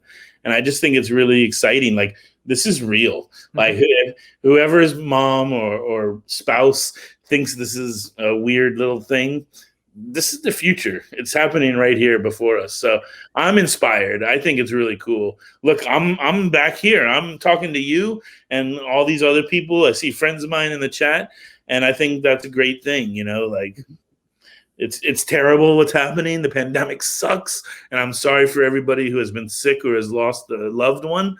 But you know, like I tell my students, you had the Spanish flu of 1918. Right after that, you had the Harlem Renaissance, the Roaring '20s, the Jazz Age. Not a coincidence, right? Then there was the Black Death or the bubonic plague in the 1400s.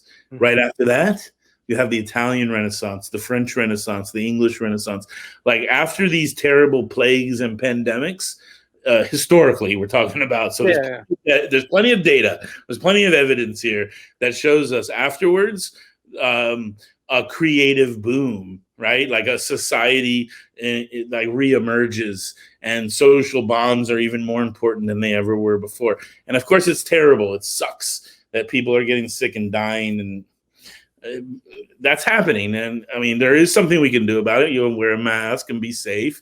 But at a certain level, there's almost nothing we can do about it. A virus is its own thing.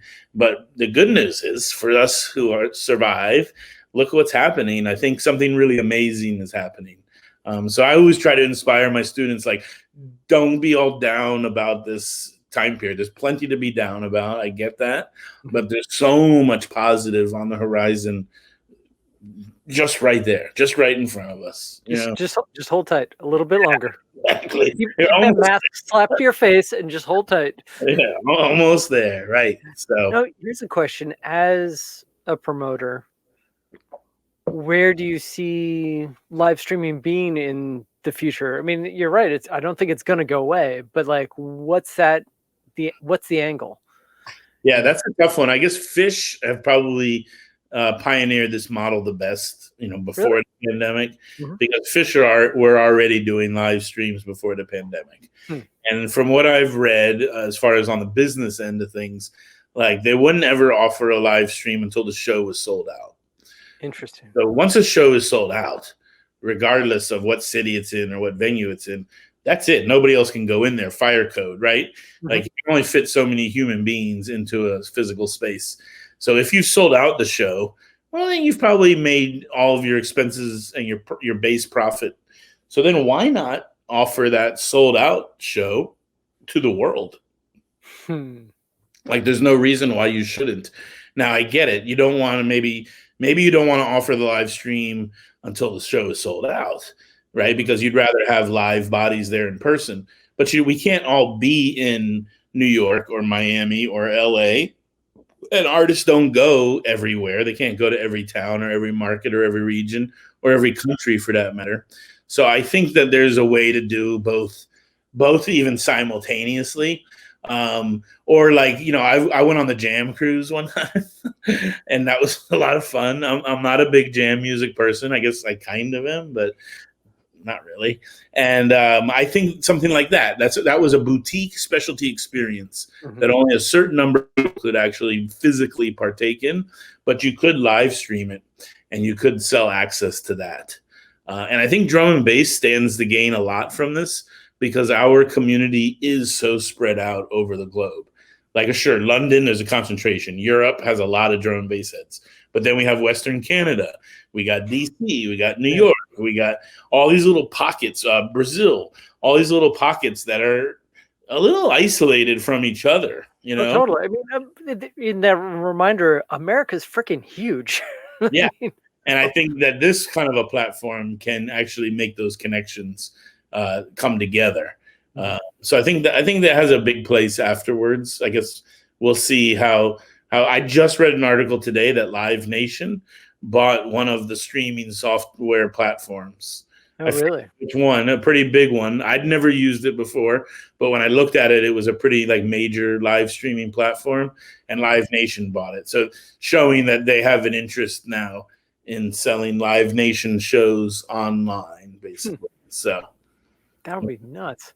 Yeah, no, I mean, I'm in the moment in between computers.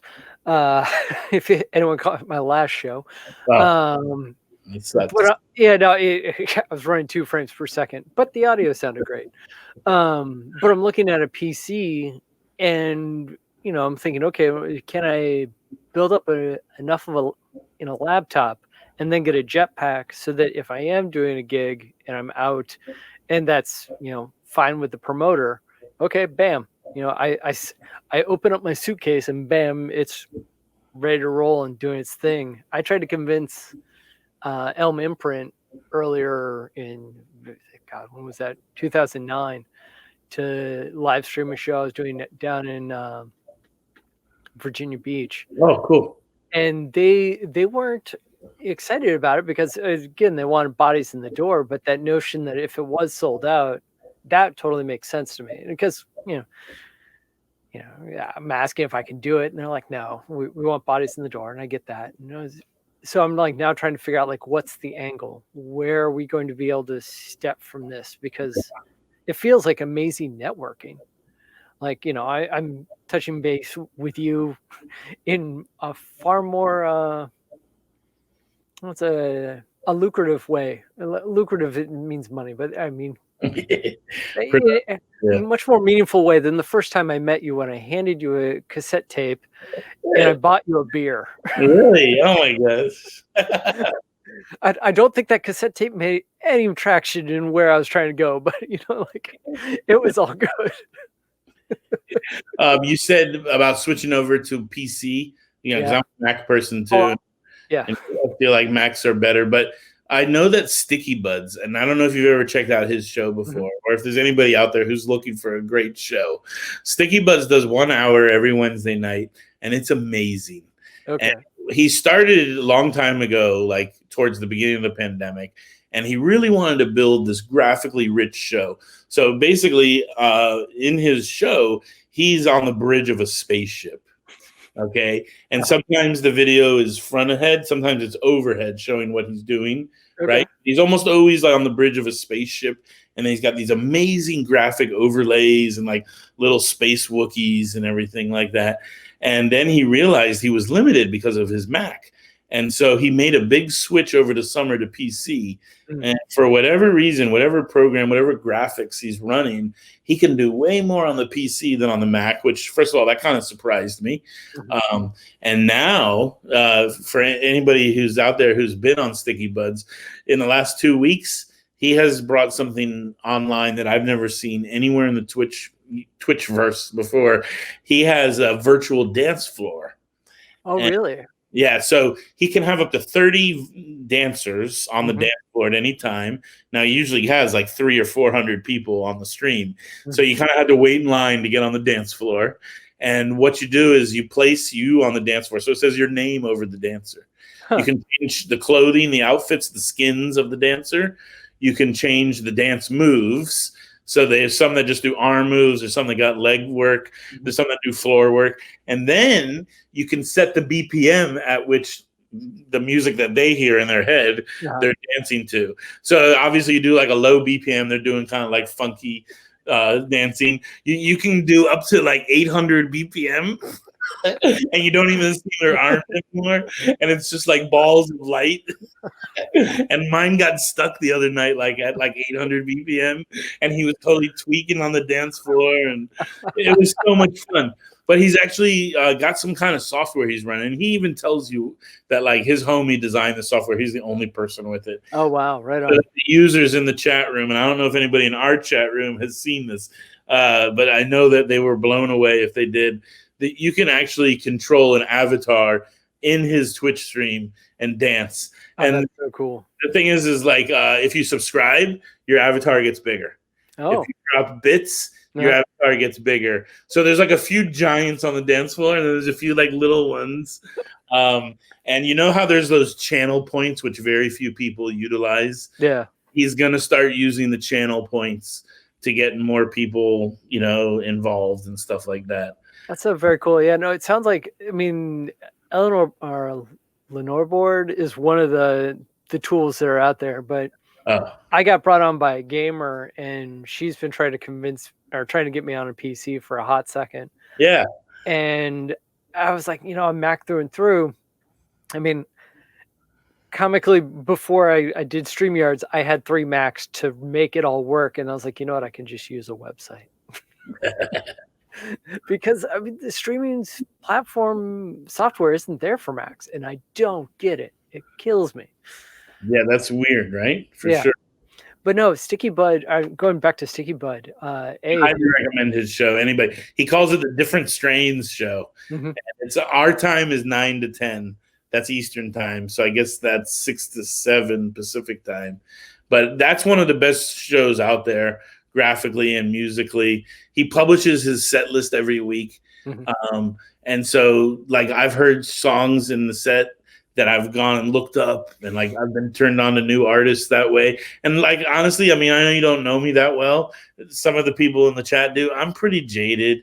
I'm pretty like, yeah, I've heard everything I need to hear. I know who I like. Like that tape you gave me, I didn't listen to it. Okay. No, so what are the funny things is like, I'm sorry, I'm a jerk. Okay. The best part about it is that like I gave you the tape, and then like I think it was like 4 months later I met Stress, and I was already like, oh, too tough. I probably Stress is the nicest human being on the planet.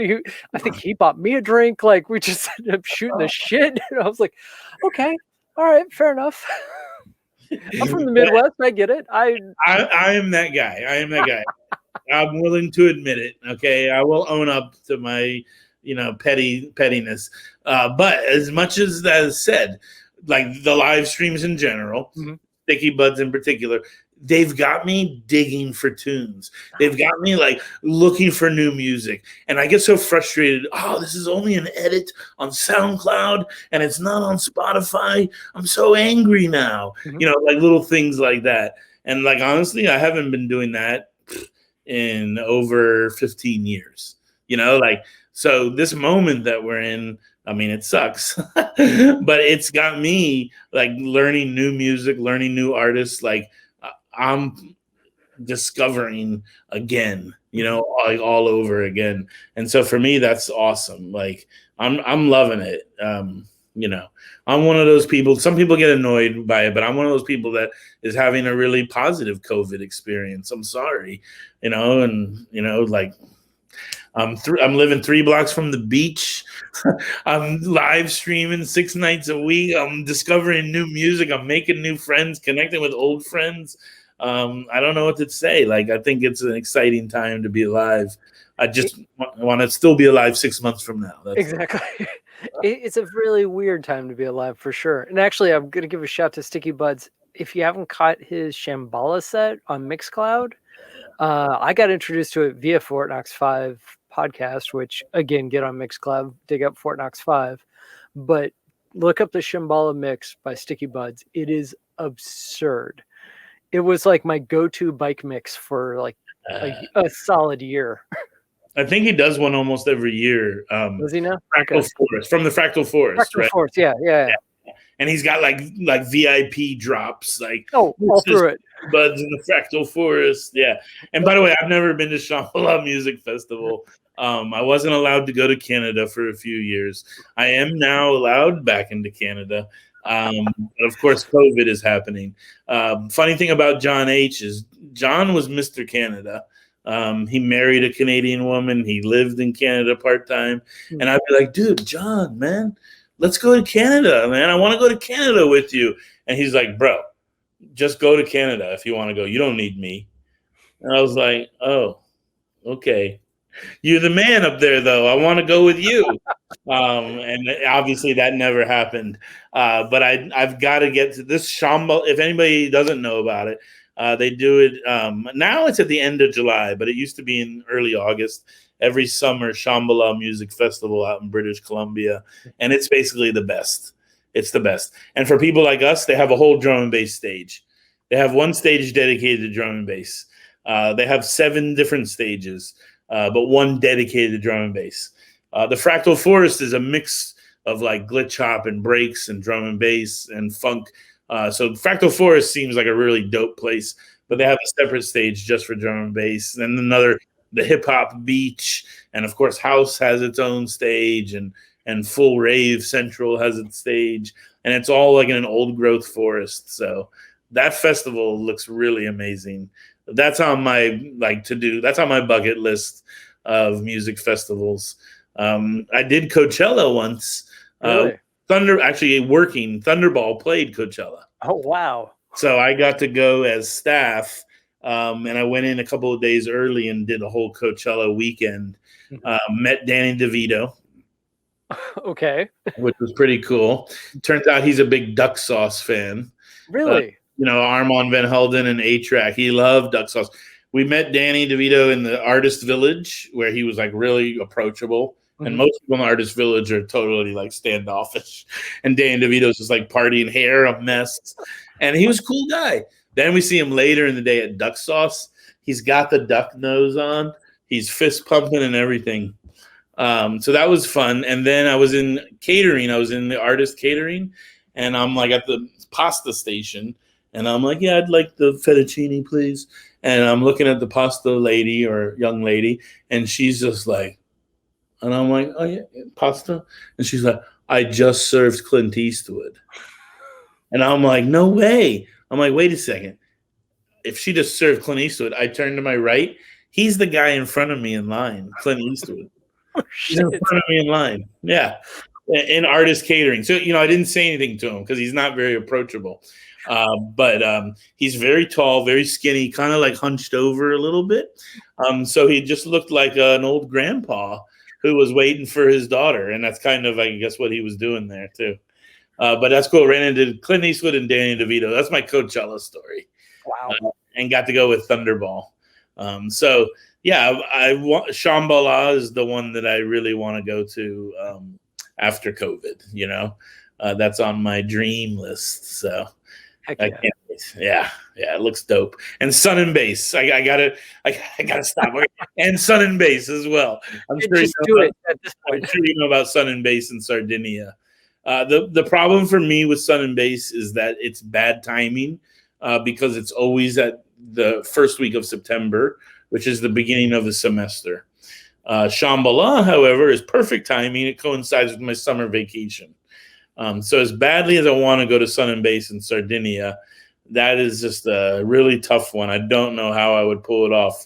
But who knows? Maybe, right? Keep hope alive. Keep hope alive, indeed. Oh, man. Yeah. Well, man, we've almost crushed 3 hours. And I want to be pretty good with no music, with no tunes. I know. Yeah, I know. Like, no tunes. We've talked. We've not lost our voices, although I'm sure mine will be rough in the morning.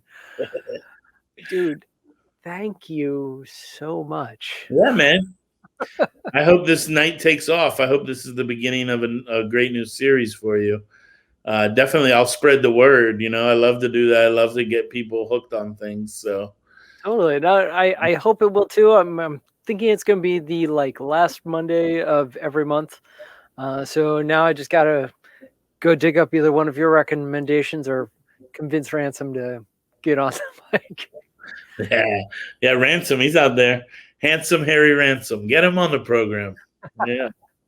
Soon enough. But thank you so much for everything you did, for building the scene. I mean, when I came into it, it was well built and impressive, and you're a large part of that. Thank you so much. Yeah, that's what Slant and I set out to do, to bring drum and bass to Washington, D.C.